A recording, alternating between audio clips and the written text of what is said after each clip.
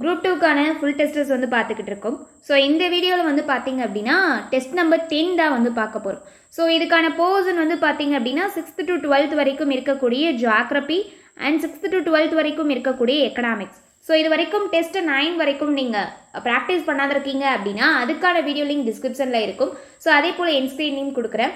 அதே போல் நம்மளோட ஆப்பை இது வரைக்கும் இன்ஸ்டால் பண்ணிவிட்டு ரிஜிஸ்டர் பண்ணாத இருக்கவங்களும் இன்ஸ்டால் பண்ணிவிட்டு ரிஜிஸ்டர் பண்ணிக்கோங்க.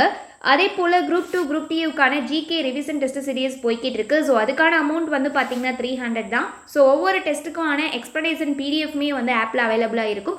நீங்கள் டெஸ்ட்டை அன்லிமிட்டடாக அட்டன் பண்ணிக்கலாம். அதே போல் வித்தின் எ மினிட் கிடையாது, வித்தின் எ செகண்ட்ஸ்லேயே உங்களோட டோட்டல் மார்க் என்ன, ஓவரால் ரேங்க் என்ன, நீங்கள் எடுத்துக்கிட்ட டைம் என்ன, எல்லாமே நீங்கள் வந்து செக் பண்ணிக்கலாம். எத்தனை கொஸ்டின்ஸ் கரெக்ட் எல்லாமே நீங்கள் வந்து பார்த்துக்கலாம். ஓகேவா? ஸோ அதே போல் இன்ஸ்டால் பண்ணிக்கோங்க. இன்ஸ்டால் பண்ணிவிட்டு ரிஜிஸ்டர் பண்ணிக்கிட்டிங்கன்னா தான் அடுத்தடுத்த வரக்கூடிய கோர்சஸ் அண்ட் உங்களுக்கு என்ன தேவையோ அதை நீங்கள் வந்து பர்ச்சேஸ் பண்ணிக்கலாம். ஓகேவா? ஸோ அதே போல் வந்து பார்த்தீங்க அப்படின்னா 6th to 12th வரைக்கும் தமிழுக்குன்னு சொல்லிட்டு ஒரு மெகா டெஸ்ட் சீரியஸ் வந்து நாங்கள் என்ன லான்ச் பண்ண போகிறோம். ஸோ 10 to 12 டேஸ்க்குள்ளே வந்துட்டு அதுக்கான டேட் வந்து பார்த்திங்கன்னா வித்தின் சூன் நாங்கள் வந்து சொல்லுவோம், அனௌன்ஸ்மெண்ட் வரும். ஸோ இந்த 6th to 12th வரைக்கும் பார்த்திங்கன்னா நியூ அண்ட் ஓல்டு புக் ரெண்டுக்குமே சேர்த்து ஒரு ஹோல் டெஸ்ட் சீரியஸாக பக்காவான டெஸ்ட் சீரியஸாக இருக்கும். ஸோ தமிழில் நீங்கள் இதுக்கு மேலே எதுவுமே வந்து மிஸ் பண்ணாத அளவுக்கு அந்த டெஸ்ட் சீரியஸ் அப்படிங்கிறது இருக்கும். ஸோ ஒவ்வொரு டெஸ்ட்டுக்குமே வந்து பார்த்திங்கன்னா நியூ அண்ட் ஓல்டு புக்கில் இயல் வைஸாக லைன் பை லைன் கொஸ்டின்ஸ்க்கான மெட்டீரியலுமே வந்து கொடுத்துருவோம். அதே போல் டெஸ்ட் அப்படிங்கிறது டோட்டலாக 200 டெஸ்டர்ஸ் இருக்கும். ஸோ இந்த 200 டெஸ்டர்ஸ் அப்படிங்கிறது நியூ அண்ட் ஓல்டு புக். இப்போ for example 6th new book போகுது அப்படின்னா இயல் வைஸாக ஃபஸ்ட் இயர்லேருந்து 9ஆம் இயல் வரைக்கும் போகும். இயல் வைஸாக டெஸ்டர்ஸ் இருக்கும். அடுத்து 6th முடிஞ்சதுக்கப்புறம் 6th ஃபுல் டெஸ்ட். அதே போல் தான் ஓல்டு புக்குக்கும். ஸோ ஓல்டு புக்கில் ஒவ்வொரு இயல் வைஸாக டெஸ்ட்டை முடிச்சுட்டு ஃபுல் டெஸ்ட் அப்படிங்கிறதே இருக்கும். அதே போல் இதில் அட்வான்ஸ்டு தமிழ்மே நாங்கள் வந்து இதோட ஜாயின் பண்ணலாம் அப்படிங்கிறது பிளானில் இருக்கும். ஸோ தமிழில் கம்ப்ளீட்டாக நியூ அண்ட் ஓல்டு புக்கில் 6th to 12th வரைக்கும் ஃபுல்லாக வந்து கம்ப்ளீட் பண்ணக்கூடிய டெஸ்ட் சீரியஸாக இது இருக்கும். ஸோ இது முடிஞ்சதுக்கப்புறம் ஒவ்வொரு ஸ்டாண்டர்டுக்கு ஃபுல் டெஸ்டர்ஸ் அண்ட் ஒவ்வொரு ஸ்டாண்டர்டுக்கும் ரிவிஷன் டெஸ்டர்ஸ் அண்ட் எல்லாமே கம்ப்ளீட் ஆனதுக்கப்புறம் ஃபுல் மார்க் டெஸ்டர்ஸ்மே இருக்கும். ஸோ இது வந்து பார்த்தீங்க அப்படின்னா சொல்லியிருக்கிறது 200 டெஸ்டர்ஸ் தான். 200 டெஸ்டர்ஸ்க்கு மேலேயே இருக்கும். ஆனால் இது வந்து பார்த்திங்கன்னா ஒரு அக்குரேசியாக ஒரு அப்சல்யூட்டாக வந்து பார்த்திங்க அப்படின்னா 200 டெஸ்டர்ஸ் இருக்கும் அப்படிங்கிறத நாங்கள் சொல்லியிருக்கோம். ஓகேவா? ஸோ அதுக்கான அப்டேட் எல்லாமே கூடிய சீக்கிரத்தில் வரும். ஸோ நம்ம ஆப்பை வந்துட்டு இன்ஸ்டால் பண்ணிவிட்டு ரிஜிஸ்டர் பண்ணிக்கோங்க. ஸோ என்னென்ன கோர்சஸ்லாம் வருமோ அதை நீங்கள் பார்த்துக்கலாம். ஓகேவா? அதே போல் சப்ஜெக்ட் வைஸ் கோர்சஸ் வேணும் அப்படின்னாலும் அது நாங்கள் அடுத்தடுத்து வந்து பார்த்திங்கன்னா அப்டேட் பண்ணிக்கிட்டே இருப்போம். நீங்கள் அதையும் பர்ச்சேஸ் பண்ணிக்கலாம். ஓகே, அதே போல் சப்ஜெக்ட் வைஸ் கொஸ்டின் பேங்க்ஸ் கேட்டிருந்தீங்க. ஸோ அதுவுமே வந்து ரெடி ஆகிட்டு இருக்கு. ஸோ ரெடி ஆனதுக்கப்புறம் அதுக்கான அனௌன்ஸ்மெண்ட்மே வந்து கொடுப்போம். ஓகேவா? அதே போல் கீழே டிஸ்கிரிப்ஷனில் 2 காண்டாக்ட் நம்பர் இருக்கும். உங்களுக்கு மெட்டீரியல்ஸ் அண்ட் கோர்சஸ் எது வேணும் அப்படின்னாலும் ஸோ அந்த மெட்டீரியல்ஸ்க்கு காண்டாக்ட் பண்ணிக்கலாம், வாட்ஸ்அப் மெசேஜ் பண்ணிக்கலாம். அல்லது டிஎன்பிசி ரிலேட்டடாக டவுட்ஸ் இருந்துச்சு அப்படின்னாலும் ஸோ அந்த 2 நம்பருக்கு வாட்ஸ்அப்பில் மெசேஜ் பண்ணலாம். ஓகேவா? ஸோ டீம்லேருந்து உங்களுக்கு ஆன்சர் பண்ணுவாங்க. ஓகே, நம்ம ஸ்டார்ட் பண்ணிடலாம்.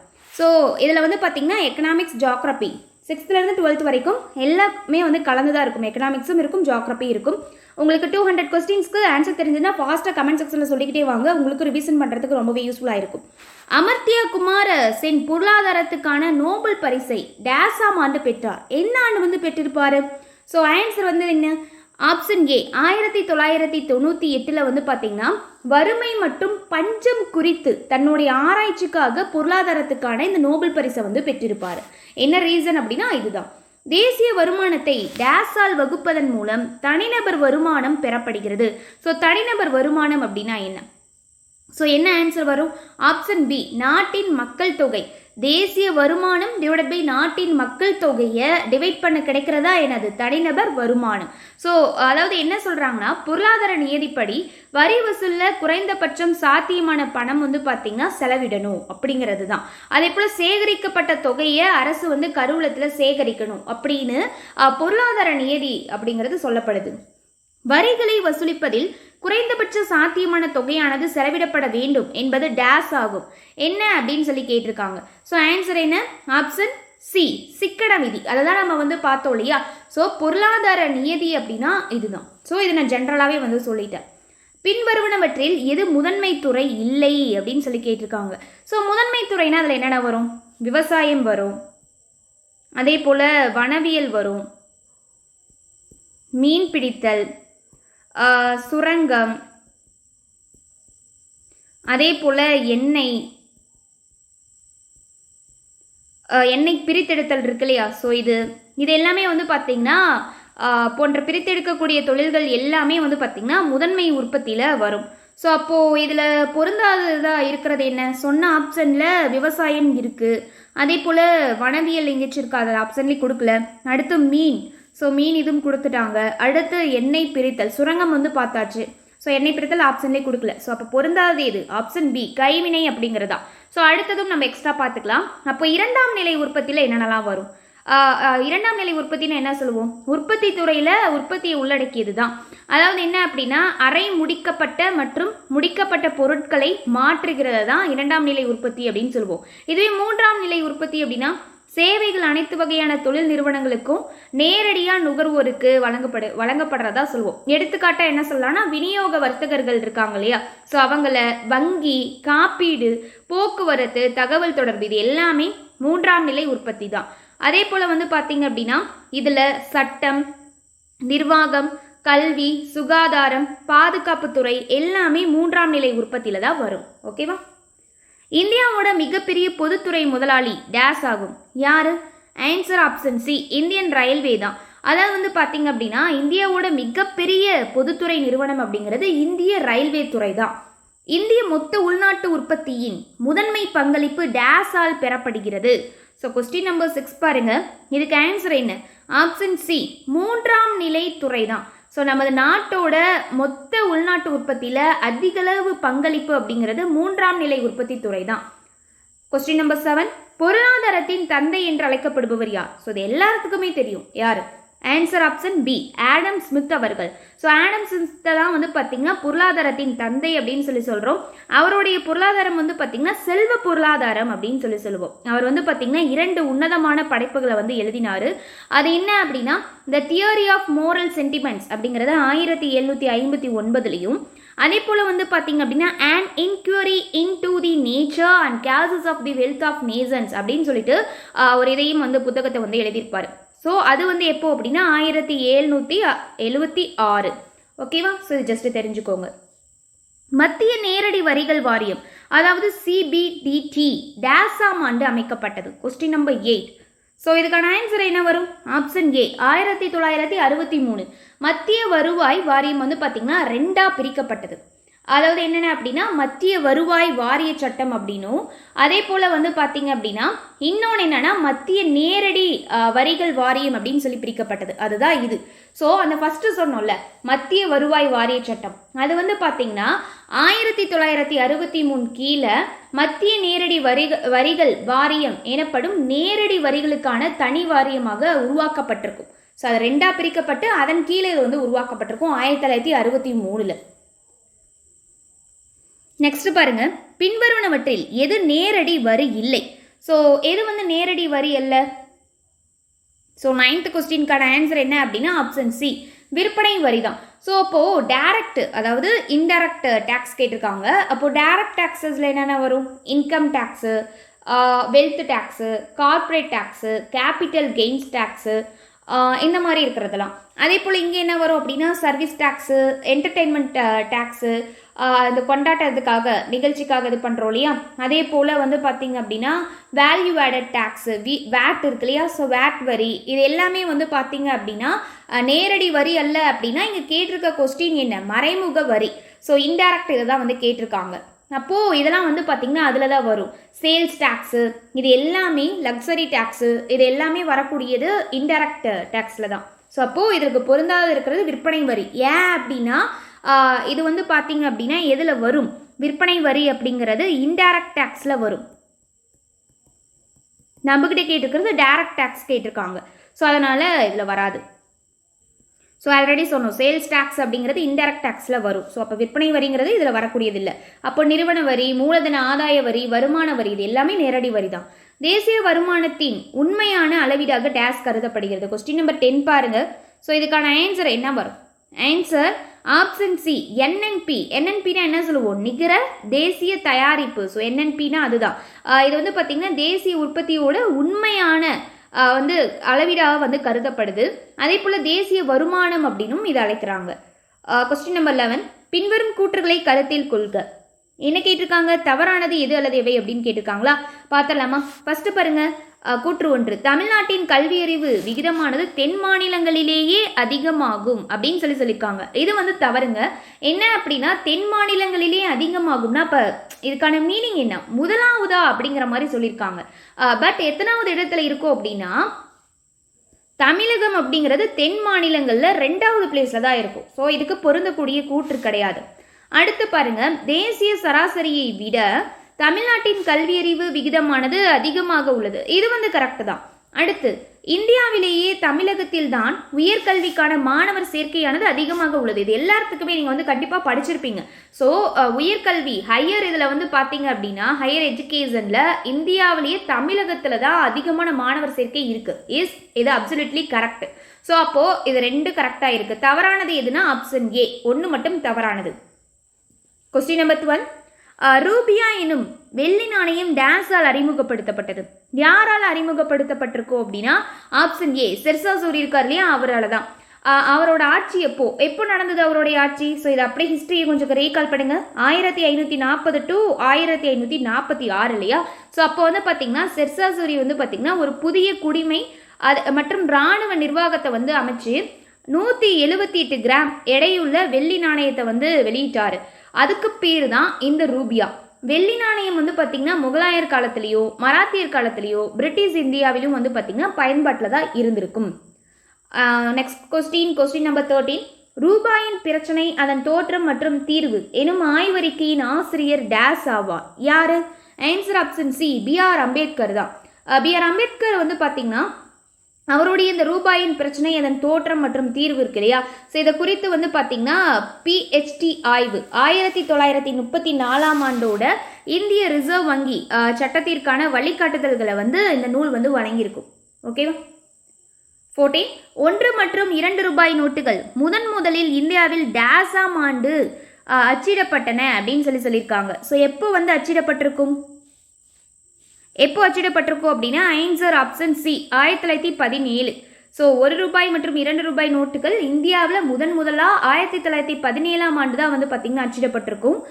பின்வருவனவற்றில் மிகப்பெரிய தொகை எது அப்படின்னு சொல்லி கேட்டிருக்காங்க. எது மிகப்பெரிய தொகை இதுலேயே? ஆன்சர் ஆப்ஷன் டி ஜிஎன்பி அப்படிங்கிறது தான். ஜிடிபி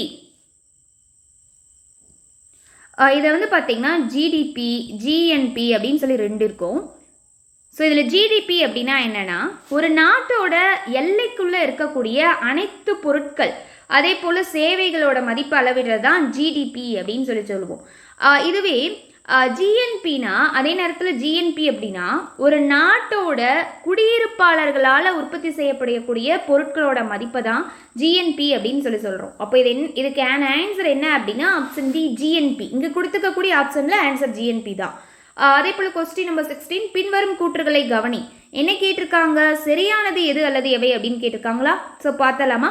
ஃபர்ஸ்ட் வந்துட்டு பாருங்க, மெய்நிகர் நீர் என்ற சொல் 1990இல் டோனி ஆலனால் அறிமுகப்படுத்தப்பட்டது. இது கரெக்டு தான். கூற்று 2, உலகளவில் நன்னீர் உபயோகத்தில் இந்தியா முதலிடத்தில் உள்ளது. கரெக்டு தான். அதே போல மெய்நிகர் தண்ணீரை ஏற்றுமதி செய்யும் 5வது பெரிய நாடாக இந்தியா உள்ளது. இதுவும் கரெக்ட் தான். ஸோ அப்போ 3 கூற்றுகளுமே சரியாக தான் இருக்கு. அப்போ ஆன்சர் என்ன? ஆப்ஷன் டி மேற்கண்ட அனைத்தும். 2010இல் உலகின் மிகப்பெரிய இடம்பெயர்வு வழித்தடம் டேஸ் ஆகும். எது? ஆப்ஷன் ஏ மெக்சிகோ, யூஎஸ்ஏல இருக்கக்கூடியது. ஸோ இது வந்து பார்த்தீங்க அப்படின்னா மெக்சிகோ டு யூஎஸ்ஏ அப்படிங்கிறது தான் மிகப்பெரிய இடப்பெயர்வு வழித்தடமாக இருந்திருக்கு. 2010 உலகத்தோட அதிக அளவில் இடம்பெயர்வு நடைபெற்ற இடம்னா இந்த மெக்சிகோ டு அமெரிக்கா தான். இருமுறை மதிப்பிடல் என்ற சொல் டேஸுடன் தொடர்புடையது. எதோடு தொடர்புடையது? ஆன்சர் ஆப்ஷன் சி ஜிடிபி கணக்கீடு. இறுதி பொருட்கள் மட்டுமே மொத்த உள்நாட்டு உற்பத்தியில் சேர்க்கப்பட்டிருக்கு. அதே போல் வந்து பார்த்திங்கன்னா மொத்த உள்நாட்டு உற்பத்தியை கணக்கிடுறதுல இடைநிலை பொருட்கள் கணக்கிடப்படுறது இல்லை.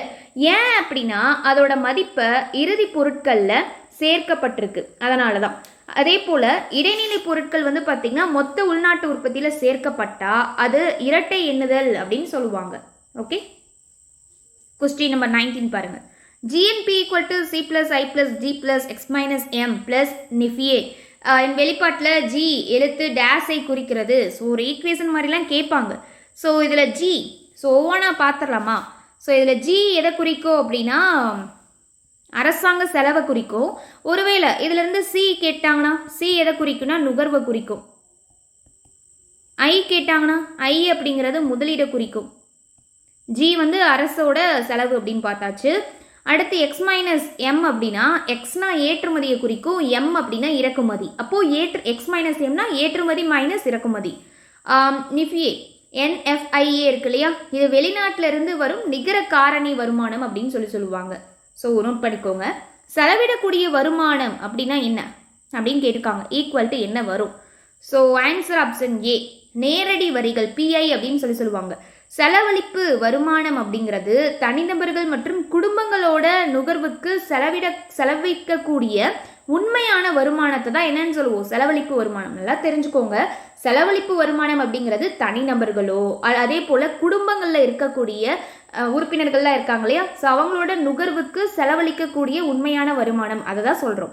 அதே போல் இதை எப்படி கணக்கிடுவோம்னா, இந்த செலவிடக்கூடிய வருமானம் அப்படின்னா DPI அப்படின்னு சொல்லுவாங்க. DPI equal to PI minus நேரடி வரிகள். ஸோ அப்படி தான் கணக்கிடுவாங்க. அதுதான் PI மைனஸ் நேரடி வரிகள். மொத்த உள்நாட்டு உற்பத்தியோட நவீன கருத்து முதலில் டேஸால் உருவாக்கப்பட்டது. ஆன்சர் ஆப்ஷன் ஏ, சைமன் நெட்ஸ். இது ஒரு ரொம்ப ரொம்ப இம்பார்ட்டன்ட் கொஸ்டின் கேட்டிருக்காங்க. மொத்த உள்நாட்டு உற்பத்தியோட நவீன கருத்து வந்து பார்த்திங்கன்னா சைமன் குஸ்னெட்டால் 1934 வந்து பார்த்திங்க அப்படின்னா அமெரிக்க காங்கிரஸ் அறிக்கைக்காக முதல்ல உருவாக்கப்பட்டிருக்கும். 22 நுகர்வோர் விலை குறியீடு டேஸால் வெளியிடப்படுகிறது. ஸோ யாரால் வெளியிடப்படும்? ஆப்ஷன் டி, மத்திய புள்ளியியல் அமைப்பு. புள்ளியியல் துறையோட அமைச்சகத்தின் கீழே உள்ள மத்திய புள்ளியியல் அமைப்பு, அதாவது மத்திய புள்ளியியல் அமைப்பு அப்படின்னா CSO அப்படின்னு சொல்லுவாங்க. இது வந்து பார்த்திங்கன்னா பதிவுகளை வந்து வைத்திருக்கிறது. அதோட செயல்முறைகள் தொழில்துறைகளோட வருடாந்திர கணக்கெடுப்பு, அதே போல் தொழில்துறை உற்பத்தி குறியீடு IIP அப்படின்னு சொல்லுவாங்க. நுகர்வோர் விலை குறியீடுனா CPI. இந்த மாதிரி பல்வேறு குறியீடுகளோட தொகுப்பை உள்ளடக்கியது தான் ஸோ இந்த புள்ளியியல் துறை அப்படிங்கிறது. ஓகேவா? மொத்த தேசிய மகிழ்ச்சி என்ற சொல் 1972 டேஸ் நாட்டின் அரசரால் உருவாக்கப்பட்டது. So very very important question. Answer in option B, Bhutan. மொத்த தேசிய மகிழ்ச்சி அப்படிங்கிற சொல்லு 1972 பம்பாய் விமான நிலையத்தில் ஃபைனான்சியர்ஸ் டைம்ஸுக்கு பத்திரிகைக்கான நேர்காணலில் வந்து பார்த்திங்கன்னா அப்போதான் அந்த நேர்காணல் கொடுக்கும்போது இந்த வார்த்தை அப்படிங்கிறது உருவாக்கப்பட்டிருக்கும். அப்போது பூட்டானுடைய மன்னர், அவர் பேர் என்னன்னா ஜிக்மே சிங்கே வாங்சுக்கு, அவர் தான் மொத்த தேசிய உற்பத்தியை விட மொத்த தேசிய மகிழ்ச்சி முக்கியம் அப்படின்னு கூறியிருப்பார். ஸோ அப்போது வந்த வார்த்தை தான் இது. ஸோ இதுவே ஒரு வந்து பார்த்திங்க அப்படின்னா ஒரு பத்திரிகைக்காக நேர்காணலுக்காக சொல்லப்பட்ட வார்த்தை. உலகமயமாக்கல் என்ற சொல்லினை அறிமுகப்படுத்தியவர் யார் அப்படின்னா answer option A, Theodore Levitt. இவர் தான் உலகமயமாக்கல் என்ற சொல் வந்து பார்த்திங்கன்னா பேராசிரியர், இவரோட பேராசிரியர் தியோடர் லெவிட் அப்படிங்கிறவரால் உருவாக்கப்பட்டிருக்கும் அல்லது அறிமுகப்படுத்தப்பட்டிருக்கும். டங்கல் வரைவு டேஸுடன் தொடர்புடையது. ஸோ ஆன்சர் என்ன? Option B, WTO. So WTO என்ன? World trade organisation. 1994 வந்து பார்த்திங்கன்னா இந்தியா டங்கல் வரைவில் கையெழுத்திட்டிருக்கு. ஸோ எப்போ? 1994 இல்லையா, 1994 இந்தியா வந்து பார்த்திங்கன்னா டங்கல் வரைவில் கையெழுத்திட்டிருக்கும். அந்த கையெழுத்திட்டப்ப இந்தியாவோட புதிய பொருளாதார கொள்கை வந்து பார்த்திங்கன்னா வலுப்பெற்ற ஆரம்பிச்சிருக்கும். இது வந்து பார்த்திங்கன்னா உருகுவே சுற்றுடன் தொடர்புடையதாக இருக்கும். அதே போல் டிசம்பர் 1991 டங்கல் வரவை வந்து பார்த்திங்கன்னா இது தொகுத்திருக்கிறது. ஓகேவா? ஸோ அப்போ தான் வந்து பார்த்திங்கன்னா டங்கல் வரைவு அப்படிங்கிறது 1991 தொகுக்கப்பட்டிருக்கும். இந்தியாவோட புதிய பொருளாதார கொள்கை தொடர்பாக பின்வருவனவற்றில் எது தவறானது அப்படின்னு சொல்லி கேட்டிருக்காங்க. ஸோ பார்த்துடலாமா? எது தவறானது அப்படின்னா ஆன்சர் ஆப்ஷன் சி தான். தொழில்துறை உரிமத்தை ஒழித்தல் கரெக்டு, ஒரு யதார்த்தமான மாற்று விகிதத்தை நிர்ணயித்தல் கரெக்டு, பொதுத்துறையில் இடஒதுக்கீட்டை குறைத்தல் கரெக்டு. ஸோ சட்டப்பூர்வ நீர்மை விகிதத்தை அதிகரித்தல் அப்படிங்கிறது தான் தவறானது.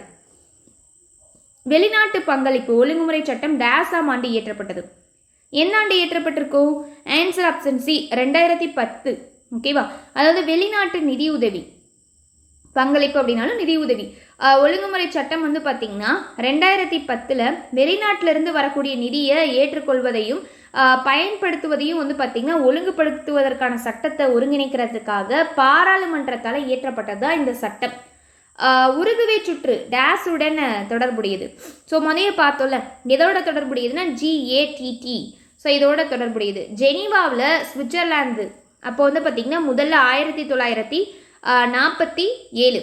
ஸோ நல்லா நோட் பண்ணிக்கோங்க. GATT இந்த சுற்றுகள் வந்து எங்கெங்கே நடந்திருக்கும் அப்படிங்கிறத நான் சொல்கிறேன். ஃபஸ்ட்டு வந்து பார்த்திங்கன்னா ஜெனீவாவில் சுவிட்சர்லாந்து இருக்கு இல்லையா, ஸோ சுவிட்சர்லாந்தில் இருக்கக்கூடிய ஜெனீவாவில் முதல்ல 1947 ஃபஸ்ட்டு நடந்தது அங்கே தான். அதே போல் செகண்ட் வந்து பார்த்திங்கன்னா ஃப்ரான்ஸில் அன்னேசி அப்படிங்கிற இடத்துல 1949. ஸோ இது ரெண்டாவது. அடுத்து மூன்றாவது வந்து பார்த்திங்கன்னா 1950 to 51 வந்து பார்த்திங்க அப்படின்னா டோர்க்வே யூகேயில் இருக்கக்கூடிய டோர்க்வேயில் மூன்றாவது முறையாக நடந்திருக்கும். அடுத்து வந்து பார்த்திங்க அப்படின்னா நான்காவது எங்கே நடந்திருக்கும் அப்படின்னா எகெயின் 1956, அதே போல் 1960 to 61, 64 to 67 அப்படின்னு சொல்லி மூணாக திரும்ப பிரித்து ஜெனீவாவில் சுவிட்சர்லாந்தில் இருக்கக்கூடிய ஜெனீவாவில் வந்து பார்த்திங்கன்னா திரும்ப நான்காவது முறையும் வந்து பார்த்திங்கன்னா ஜெனீவா தான், ஃபஸ்ட்டு முறையும் ஜெனீவா தான் நடந்திருக்கும். அதே போல் நான்காவது 1956 ஜெனீவாவில், அதே போல் 1960 to 61 வந்து பார்த்திங்க அப்படின்னா ஐந்தாவது முறையாக ஜெனீவாவில் தான் நடந்திருக்கும். அதே போல் 1964 to 67 அதுவும் வந்து பார்த்திங்க அப்படின்னா ஆறாவது முறையாகவும் ஜெனீவா தான். ஸோ நல்லா நோட் பண்ணிக்கோங்க. ஃபஸ்ட்டு முறையும் ஜெனீவா, அதே போல் நான்காவது, ஐந்தாவது, ஆறாவது இந்த 3 முறையாவதும் வந்து பார்த்திங்கன்னா ஜெனீவாவில் தான் நடந்திருக்கும். அப்போது நான்காவது முறை எப்போனா 1956, ஐந்தாவது முறை 60 to 61, ஆறாவது முறை 64 to 67. அடுத்து ஏழாவது முறை எங்கே நடந்திருக்குன்னா 1973 to 79 ஜப்பானில் இருக்கக்கூடிய டோக்கியோவில் நடந்திருக்கும். அடுத்து எட்டாவது முறை வந்து பார்த்திங்க அப்படின்னா இதுதான் எட்டாவது முறை எட்டாவது சுற்று. அது மட்டும் இல்லாமல் இறுதி சுற்று இதுதான். எங்கே நடந்துச்சுன்னா 1986 to 94 புன்டாட்டேல் எஸ்டே, அதாவது உருகுவேல இருக்குது, அந்த எஸ்டேயில் வந்து பார்த்திங்க அப்படின்னா இறுதி சுற்றாக இருக்கக்கூடிய இந்த எட்டாவது சுற்று நடந்திருக்கும். ஸோ இதை வந்து ஜஸ்ட்டு தெரிஞ்சுக்கோங்க. ஸோ இது வந்து பார்த்திங்கன்னா வெரி வெரி இம்பார்ட்டன்ட். ஓகேங்களா?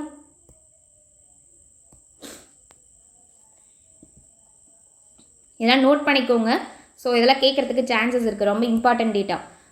ட்ரிப்ஸ் ஒப்பந்தம் டேஸுடன் தொடர்பானது. ட்ரிப்ஸ் ஒப்பந்தம் அப்படிங்கிறது எதோட தொடர்புடையது அப்படின்னா ஆன்சர் ஆப்ஷன் சி, காப்புரிமை. பின்வருவனவற்றில் எது உணவு மற்றும் ஊட்டச்சத்து பாதுகாப்பின் அடிப்படை கூறுகள் அல்ல அப்படின்னு சொல்லி கேட்டிருக்காங்க. ஸோ எது அல்ல? ஆப்ஷன் சி, ஏற்றுக்கொள்ளக்கூடிய தன்மை, அதுதான். ஸோ அப்போ என்னென்ன வரும் இதில்? உணவு பாதுகாப்பு, உணவு மற்றும் ஊட்டச்சத்து பாதுகாப்போட 3 அடிப்படை கூறுகளை உள்ளடக்கியதாக இந்த சொல் வந்து பார்த்திங்கன்னா விரிவுபடுத்தப்பட்டிருக்கும். ஸோ அப்போ இதுதான் இல்லை.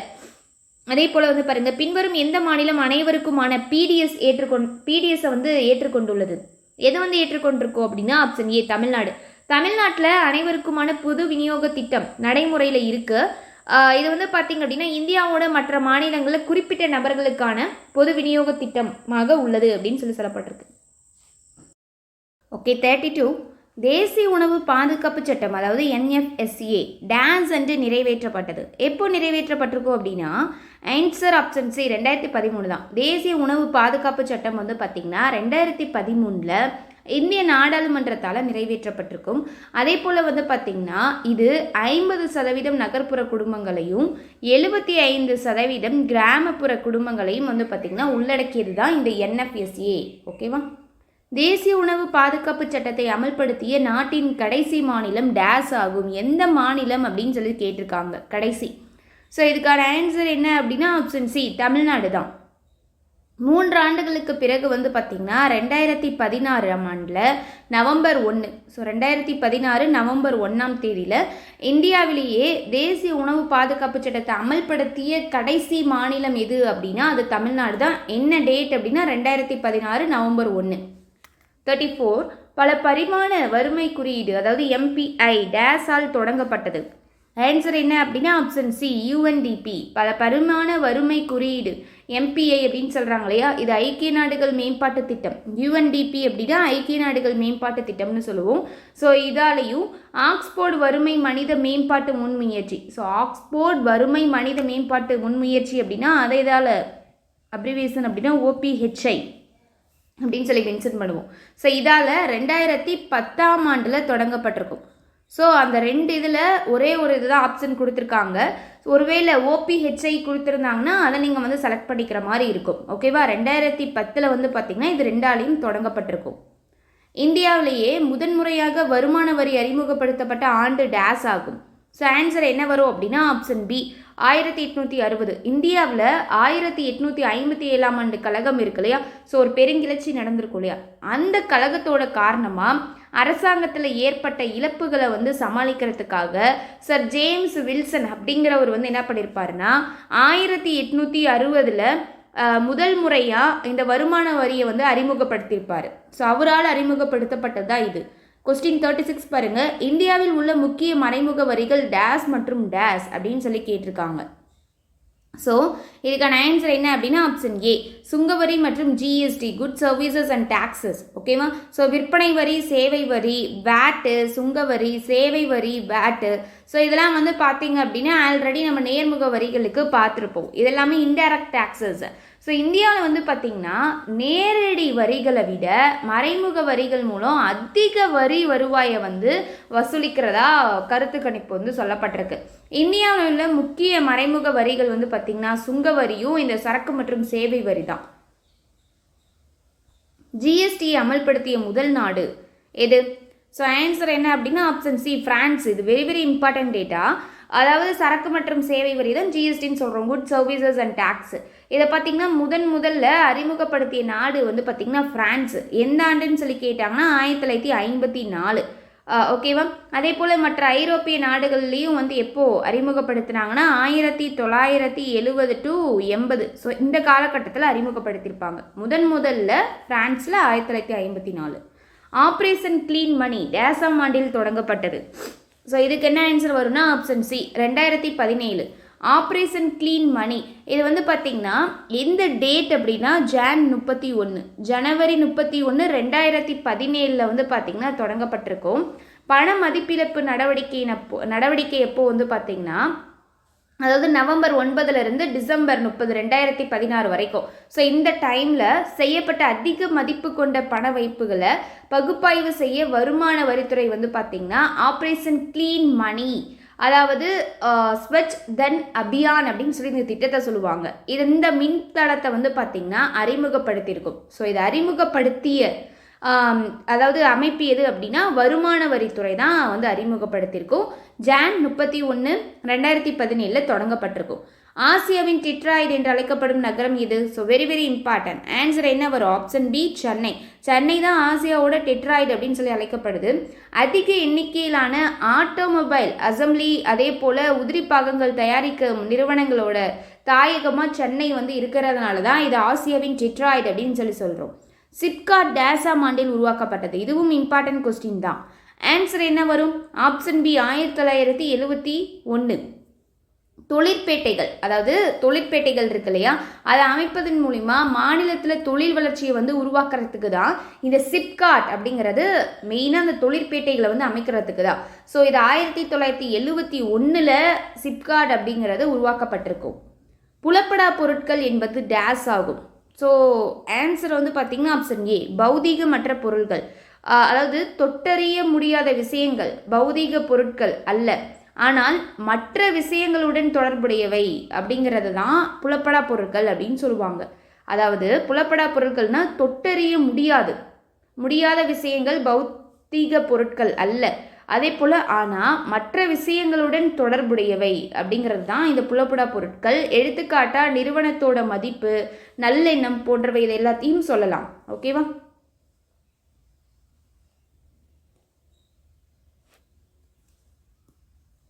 மொத்த செலவினம் அதிகரிக்கும் போது உணவுப் பொருட்களுக்கான மொத்த செலவினங்களின் விகிதமானது குறையும். இது டேஸின் விளக்கங்கள் ஆகும். ஸோ இது எதோட விளக்கம் அப்படின்னா ஆன்சர் ஏங்கலின் சட்டம். ஏங்களோட விதிப்படி உணவுப் பொருட்களுக்கான மொத்த செலவினம் குறையும் போது மொத்த செலவினங்களோட விகிதம் வந்து அதிகரிக்கும் அப்படின்னு சொல்லப்பட்டிருக்கு. ஓகேவா? பேரியல் பொருளாதாரம் டேஸை கையாள்கிறது. ஸோ இதெல்லாம் வந்து பார்த்திங்கன்னா 12th எக்கனாமிக்ஸில் இருக்கும். ஸோ எதெல்லாம் வந்து கையாள்கிறது? ஸோ வந்து பார்த்துடலாமா? ஃபஸ்ட்டு மொத்த வெளியீடு அப்படின்னு சொல்லி கொடுத்துருக்காங்க. அடுத்து வந்து பார்த்திங்க அப்படின்னா தேசிய வருமானம், அடுத்து மொத்த சேமிப்பு, அடுத்து முதலீடு அப்படின்னு சொல்லியிருக்காங்க. ஸோ இதுக்கான ஆன்சர் வந்து பார்த்திங்க அப்படின்னா ஆப்ஷன் டி. இது எதுவுமே கிடையாது. பேரியல் பொருளாதாரம் அப்படிங்கிறது இது எதுவுமே கிடையாது. இது வந்து பார்த்திங்கன்னா எக்கனாமிக்ஸோட ஒரு கிளை தான் பேரியல் பொருளாதாரம். இது வந்து பார்த்திங்க அப்படின்னா தேசிய வருவாய் இந்த மாதிரி இதெல்லாம் தான் வந்து பார்த்திங்கன்னா இது கையாளும். ஸோ இது வந்துட்டு வராது. ஓகே, நெக்ஸ்ட் பாருங்கள், பொறுத்துக்க. ஸோ இப்போ ஒவ்வொரு நாட்டுக்கும் அந்த பணத்தோட மதிப்பு எப்படி சொல்கிறோம் அப்படிங்கிறது தான். ஃபஸ்ட்டு வந்துட்டு பாருங்கள், ஜப்பான். ஸோ ஜப்பான் அப்படின்னா என்ன வரும்? என். ஸோ ஜப்பான் அப்படின்னா என் அப்படின்னு சொல்லுவோம். இதுவே சீனா. சீனா அப்படின்னா என்ன வரும்? யுவான். அடுத்து வந்து பாருங்கள் என்ன இருக்குது? மலேசியா. மலேசியா அப்படின்னா என்ன சொல்லுவோம்? மலேசியா அப்படின்னா ரிங்கிட். ஆஸ்திரேலியா அப்படின்னா டாலர். அதே போல் அமெரிக்காவுக்கும் வந்து பார்த்திங்க அப்படின்னா டாலர் அப்படின்னு தான் சொல்லுவோம். ஸோ இதை வந்து தெரிஞ்சுக்கோங்க. ஆன்சர் வந்து பார்த்திங்கன்னா ஆப்ஷன் டி 2431. அதே போல் இந்தியா. ஸோ எக்ஸ்ட்ரா வந்து தெரிஞ்சுக்கோங்க. இந்தியா. இந்தியாவில் எப்படின்னு சொல்லுவோம்? ருப்பி அப்படின்னு சொல்லுவோமா? அதே போல் இங்கிலாந்து. இங்கிலாண்டில் என்னன்னு சொல்லுவோம்னா பவுண்ட் அப்படின்னு சொல்லுவோம். ஒரு பவுண்ட் அப்படின்னு சொல்லுவோம். அதே போல் யூரோப் இருக்கு இல்லையா, யூரோப்பியன் யூனியன், அங்கே வந்து என்ன சொல்லுவோம் அப்படின்னா யூரோ அப்படின்னு சொல்லுவாங்க. அதே போல் கன்னடாவிலையுமே வந்து பார்த்திங்கன்னா டாலர். ஜப்பான் வந்து பார்த்தாச்சு, சீனாவுக்கும் பார்த்தாச்சு. அப்போது இன்னும் வேறு என்ன இருக்குது? Saudi Arabia. சவுதி அரேபியாவில் என்னன்னு சொல்லுவோம்னா ரியல் அப்படின்னு சொல்லுவோம். ஒரு ரியல் அப்படின்னு சொல்லுவோம். நம்மளுக்கு எப்படி ருப்பின்னு சொல்கிறோமோ ஸோ அந்தந்த கண்ட்ரிலேயும் ஒரு நேமில் சொல்லுவாங்க. ஆஸ்திரேலியா டாலர், மலேசியனா ரிங்கிட்டு, பாகிஸ்தான்லேயும் நம்மளை போல தான் ருப்பி அப்படின்னு தான் சொல்லுவாங்க.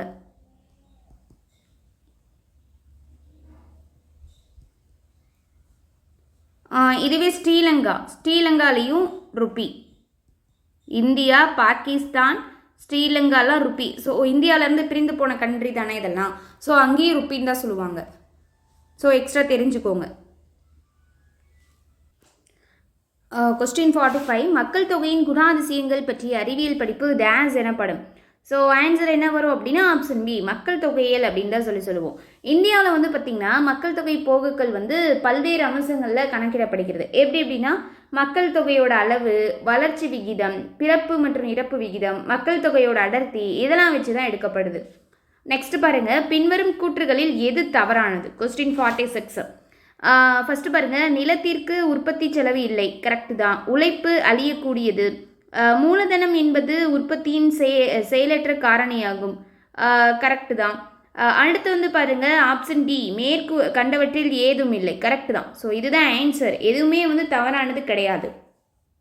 கொஸ்டின் 47, டேசாம் ஆண்டில் இந்தியாவின் மக்கள் தொகை 1 பில்லியனை அதாவது 100 கோடியை கடந்தது அப்படின்னா ஆன்சர் ஆப்ஷன் ஏ. 2001ஆம் ஆண்டில் இந்தியாவோட மக்கள் தொகை அப்படிங்கிறது 100 கோடியை தாண்டி இருக்கும். 2011 மக்கள் தொகை கணக்கெடுப்பின்படி இந்திய மக்கள் தொகை அடர்த்தி டேஸ் ஆகும். இந்திய மக்கள் தொகையோட அடர்த்தி எவ்வளோ இருக்கும் அப்படின்னா ஆன்சர் வந்து பார்த்திங்கன்னா ஆப்ஷன் ஏ 382. ஸோ இதுதான் ஆன்சர். அகில இந்திய கிராம தொழில்கள் சங்கத்தினர் நிறுவனர் யார் அப்படின்னு கேட்டிருக்காங்க. ஸோ இதுக்கான ஆன்சர் என்ன வரும் அப்படின்னா ஆப்ஷன் ஏ குமாரப்பா. குமாரப்பா வந்து பார்த்திங்கன்னா உப்பு சத்தியாகிரகத்தின் அதாவது உப்பு சத்தியாகிரகம் நடந்தது இல்லையா, அப்போது யங் இந்தியா பத்திரிகையோட ஆசிரியராக வந்து பணியாற்றியிருப்பார். அந்த பணியாற்றினப்போ வந்து பார்த்திங்கன்னா அகமதாபாத்தில் இருக்கக்கூடிய குஜராத் வித்யாபீடத்தில் பொருளாதார பேராசிரியராகவும் பணியாற்றியிருப்பார். 1953 அகில இந்திய கிராம தொழில் சங்கத்தை வந்து இவர் நிறுவியிருப்பார். ஸோ இது எல்லாமே ஒரு பற்றிய எக்ஸ்ட்ரா டேட்டாஸ். கொஸ்டின் 50, டெல்லி பொருளாதார கல்லூரி மற்றும் பொருளாதார வளர்ச்சிக்கான நிறுவனம் ஆகியவற்றின் நிறுவனர் யார்? ஸோ ஆன்சர் என்ன வரும் அப்படின்னா ஆப்ஷன் சி VKRV. டெல்லி பொருளாதார கல்லூரி, பொருளாதார வளர்ச்சி நிறுவனம் இரண்டும் டெல்லியில் இருக்குது. அதே போல் சமூக மற்றும் பொருளாதார மாற்றத்திற்கான நிறுவனம் இது வந்து பார்த்திங்கன்னா பெங்களூரில் இருக்குது. இந்த 3 தேசிய அளவிலான ஆராய்ச்சி நிறுவனங்களை வந்து பார்த்திங்கன்னா இந்த VKRV தான் வந்து நிறுவியிருப்பார். ஸோ தெரிஞ்சுக்கோங்க. அதில் ஒன்று தான் இந்த டெல்லி பொருளாதார கல்லூரியும் பொருளாதார வளர்ச்சிக்கான நிறுவனம். இது ரெண்டும் டெல்லியில் தான் இருக்குது. அதே போல் பெங்களூரில் இருக்கக்கூடிய சமூக மற்றும் பொருளாதார மாற்றத்திற்கான நிறுவனம் அதையுமே வந்து VKRV ராவ் தான் வந்து நிறுவியிருப்பார். அடுத்து வந்து பார்த்தீங்கன்னா கொஸ்டின் 51 டேசாம் ஆண்டில் 14 வங்கிகள் தேசியமயமாக்கப்பட்டன. வெரி வெரி இம்பார்ட்டன்ட் கொஸ்டின், வங்கிகள் டாப்பிக்கில் இருக்கும். Answer option C 1969. Question 52 PQLI டேஸால் உருவாக்கப்பட்டது. Answer option C Morris. 53 பொதுத்துறை நிறுவனங்களின் அரசு பத்திரங்களை மற்ற பொதுத்துறை நிறுவனங்கள் அல்லது தனியார் துறைகள் அல்லது வங்கிகளுக்கு விற்பது டேஸ் என அழைக்கப்படுகிறது. ஆன்சர் ஆப்ஷன் ஏ முதலீட்டை விலக்குதல். ஸோ முதலீட்டை விலக்குதல் அப்படிங்கிறது பொதுத்துறை நிறுவனங்களோட அரசாங்க பத்திரிகைகளை மற்ற PSU அப்படின்னு சொல்லுவாங்க, அதாவது தனியார் துறைகள் அல்லது வங்கிகளுக்கு வந்து பார்த்திங்கன்னா விற்பனை செய்கிறது தான் PSU அப்படின்னு சொல்லுவாங்க. 54 பாருங்க, கடைநிலை கடன் ஈவோன் என்று அழைக்கப்படுபவர் யார்? ஆன்சர் என்ன அப்படின்னா ஆப்ஷன் ஏ RBI தான். இந்திய ரிசர்வ் வங்கி தான் பார்த்தீங்கன்னா கடைநிலை கடன் ஈவோன் என்று அழைக்கப்படுகிறது. கிசான் கடன் அட்டை டேஸாம் ஆண்டு தொடங்கப்பட்டிருக்கும். என்ன ஆண்டு தொடங்கப்பட்டதுன்னா 1998. கிசான் கடன் அட்டை அப்படின்னா KCC அப்படின்னு சொல்லுவாங்க. இதுக்கு வந்து கிசான் கிரெடிட் கார்டு இல்லையா, அதான் KCC. இது வந்து பார்த்திங்கன்னா கடன் வழங்குவதற்கான ஒரு வழிமுறை தான். இது வந்து பார்த்திங்கன்னா விவசாயிகளுக்கு குறைந்த அளவிலான கடன்களை வேகமாகவும் சரியான நேரத்திலையும் வழங்குறத நோக்கமாக கொண்டிருக்கு. அதே போல் 1998 ஆண்டு வந்து பார்த்திங்கன்னா இந்திய ரிசர்வ் வங்கி மற்றும் நபார்டு வங்கி மூலமாக இந்த கிசான் கடன் அட்டை அப்படிங்கிறது தொடங்கப்பட்டிருக்கும். ஸோ 2 வங்கியால் தொடங்கப்பட்டது. ஸோ நல்லா நோட் பண்ணிக்கோங்க. நபார்டு வங்கி ஒன்று, இன்னொன்று வந்து பார்த்தீங்க அப்படின்னா ரிசர்வ் வங்கி, இந்திய ரிசர்வ் வங்கி. 56 பின்வரும் கூற்றுகளை கருத்தில் கொள்க, சரியானது எது அல்லது எவை அப்படின்னு கேட்டிருக்காங்க. பார்த்தலாமா?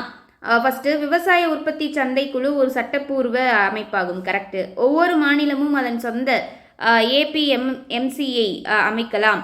APMC அப்படின்னா விவசாய உற்பத்தி சந்தை குழு, இதை வந்து அமைக்கலாம் அப்படின்னு சொல்லியிருக்காங்க. ஸோ கரெக்டு தான், இரண்டுமே சரி. So answer is option C. 57 கிராமப்புறங்களில் ஒரு நபருக்கு பரிந்துரைக்கப்பட்ட ஊட்டச்சத்து உட்கொள்ளல் டேஸ் ஆகும்.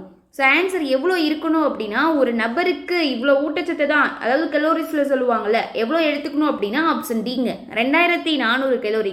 நாமளே வந்து அவ்வளோதான் எடுத்துக்கணும். ஸோ ஃபுட் சாப்பிட்றவங்க அப்படிங்கும்போது கலோரிஸை நம்ம கால்குலேஷன் பண்ணி தான் எடுத்துக்கணும். நாம் பாட்டுக்கும் எல்லாத்தையும் சாப்பிட்டுக்கிட்டே இருக்கக்கூடாது. ஸோ இதை நல்லா தெளிவாக சொல்கிறேன் பாருங்கள். வறுமை கோடு அப்படிங்கிறது என்னன்னா, வருமானம் அல்லது நுகர்வு அளவை வந்து அடிப்படையாக கொண்ட ஒரு அனுமான கோடை தான் சொல்லுவோம். இது வந்து பார்த்திங்கன்னா மக்கள் தொகையை வறுமை கோட்டிற்கு கீழே மற்றும் வறுமை கோட்டிற்கு மேலே உள்ளவர்கள் அப்படின்னு சொல்லி 2ஆக பிரிக்கிறாங்க. பரிந்துரைக்கப்பட்ட ஊட்டச்சத்து உட்கொள்வதன் அடிப்படையில் கிராமப்புறங்களில் ஒரு நாளைக்கு 2400 கலோரி களுக்கு வந்து பார்த்திங்கன்னா குறைவாக உட்கொள்ளும் நபர்கள் கிராமப்புற வறுமையின் கீழ் இருப்பதாக கருதப்படுகிறார்கள். ஸோ இவ்வளோ எடுத்துக்கணும். இதுக்கு கீழே இருக்கவங்கள வறுமையின் கீழ் இருக்கவங்க அப்படின்னு சொல்லி கால்குலேட் பண்ணுறாங்க. 58 ராஜ் கிருஷ்ணா உருவாக்கிய த ஹிந்து ரேட் ஆஃப் க்ரோத் குறிப்பிடுவது அப்படின்னு சொல்லி கேட்டிருக்காங்க. ஸோ இதுக்கான ஆன்சர் என்ன அப்படின்னா ஆப்ஷன் பி குறைந்த பொருளாதார வளர்ச்சி விகிதம். இந்த வளர்ச்சி விகிதம் குறைந்த பொருளாதார வளர்ச்சி விகிதத்தை குறிக்க ராஜ் கிருஷ்ணா பயன்படுத்திய சொல்லாகும். ஓகேவா? So the Hindu rate of growth அப்படின்னா இந்து வளர்ச்சி விகிதம். இதை வந்து குறைந்த பொருளாதார வளர்ச்சி விகிதத்தை குறிக்கிறதுக்காக ராஜ் கிருஷ்ணா அவர்களால் பயன்படுத்திய சொல் தான். கொஸ்டின் 59 பாருங்க, பின்வருவனவற்றில் எது ஒரு பொருளாதாரத்தின் அடிப்படை பொருளாதார செயல்பாடுகளை குறிக்கிறது? ஸோ இதில் எது அப்படின்னா ஆன்சர் ஆப்ஷன் சி உற்பத்தி மற்றும் நுகர்வு. 60 விவசாயிகள் டேஸில் விவசாய பற்று அட்டை திட்டத்தின் மூலம் கடன் பெற முடியாது. ஸோ ஆன்சர் என்ன அப்படின்னா ஆப்ஷன் ஏ கூட்டுறவு வங்கிகளில் விவசாய பற்று அட்டை திட்டத்தின் மூலமா கடன் பெற முடியாது. 1998 இந்திய ரிசர்வ் வங்கி மற்றும் நபார்டு வங்கி மூலமாக தொடங்கப்பட்டது. ஓகேவா? அந்த கூட்டுறவு வங்கி அப்படிங்கிறது கூட்டுறவு வங்கிகள் வந்து பார்த்திங்கன்னா பிராந்திய கிராமப்புற வங்கிகள் மற்றும் பொதுத்துறை வங்கிகளால் இந்த அட்டையை வந்து வழங்கப்படுகிறது. ஓகேவா? 61 பாருங்க, மறைக்கப்பட்ட வேலையின்மையினால் முதன்மையாக பாதிக்கப்படுபவர்கள் டேஸ் ஆவர். யார் பாதிக்கப்படுவாங்க அப்படின்னா ஆப்ஷன் டி சிறு விவசாயிகள் தான் வந்து பாதிக்கப்படுவாங்க. சிறு மற்றும் குறு விவசாயிகள் பாதிக்கப்படுவாங்க. நவீன பேரியல் பொருளாதாரத்தின் தந்தை என கருதப்படுபவர் யார்? Very very important question. Answer யார் அப்படின்னா ஆப்ஷன் பி JM கீன்ஸ். 63 தொழிற்சாலைகளின் எண்ணிக்கையின் அடிப்படையில் தமிழ்நாடானது டேஸ் இடத்தில் உள்ளது. எந்த இடத்துல இருக்குது அப்படின்னா ஆப்ஷன் ஏ முதல் தான். தொழிற்சாலைகளோட எண்ணிக்கையில் தமிழ்நாடு அப்படிங்கிறது முதல் இடத்துல இருக்குது. இந்தியாவில் 17% தொழிற்சாலைகளும் 16% தொழில்துறை தொழிலாளர்களும் தமிழ்நாட்டில் இருக்காங்க. ஸோ இந்தியாவில் தமிழ்நாட்டில் மட்டுமே இவ்வளோ இருக்காங்க. கொஸ்டின் 64, நாட்டில் டேஸில் மட்டுமே மாலிப்டினம் கிடைக்கிறது. நாட்டில் அதாவது எந்த மாவட்டம் அப்படின்னு சொல்லி கேட்டிருக்காங்க. ஸோ ஆன்சர் என்ன? மாலிப்டினம் எங்கே கிடைக்கும்னா ஆப்ஷன் சி, மதுரை. அதாவது மாலிப்டினம் வந்து பார்த்தீங்க அப்படின்னா, ஸோ அதே மாதிரி வந்து பார்த்திங்கன்னா இதுக்கான ஆன்சர் வந்து தர்மபுரி. ஓகேவா? ஸோ தர்மபுரி அப்படிங்கிறது தான் ஆன்சர். ஓகேவா? நாட்டில் வந்து பார்த்திங்கன்னா மாலிப்டினம் அப்படிங்கிறது அதாவது தமிழ்நாட்டில் தர்மபுரியில் கிடைக்குது. அதுதான் வந்து நாட்டிற்கு ஒரே ஆதாரமாக இருக்குது. அடுத்து பாருங்கள், ஆசியாவின் மிகப்பெரிய சுற்றுச்சூழல் நட்பு காகித ஆலை டேஸில் அமைந்துள்ளது. எங்கே அமைஞ்சிருக்கு அப்படின்னா ஆன்சர் ஆப்ஷன் ஏ, கரூர். அதாவது டிஎன்பிஎல் சொல்லுவாங்க இல்லையா, அது வந்து பார்த்திங்கன்னா கரூரில் அமைந்துள்ள ஆசியாவோட மிகப்பெரிய சுற்றுச்சூழல் நட்பு காகித ஆலை.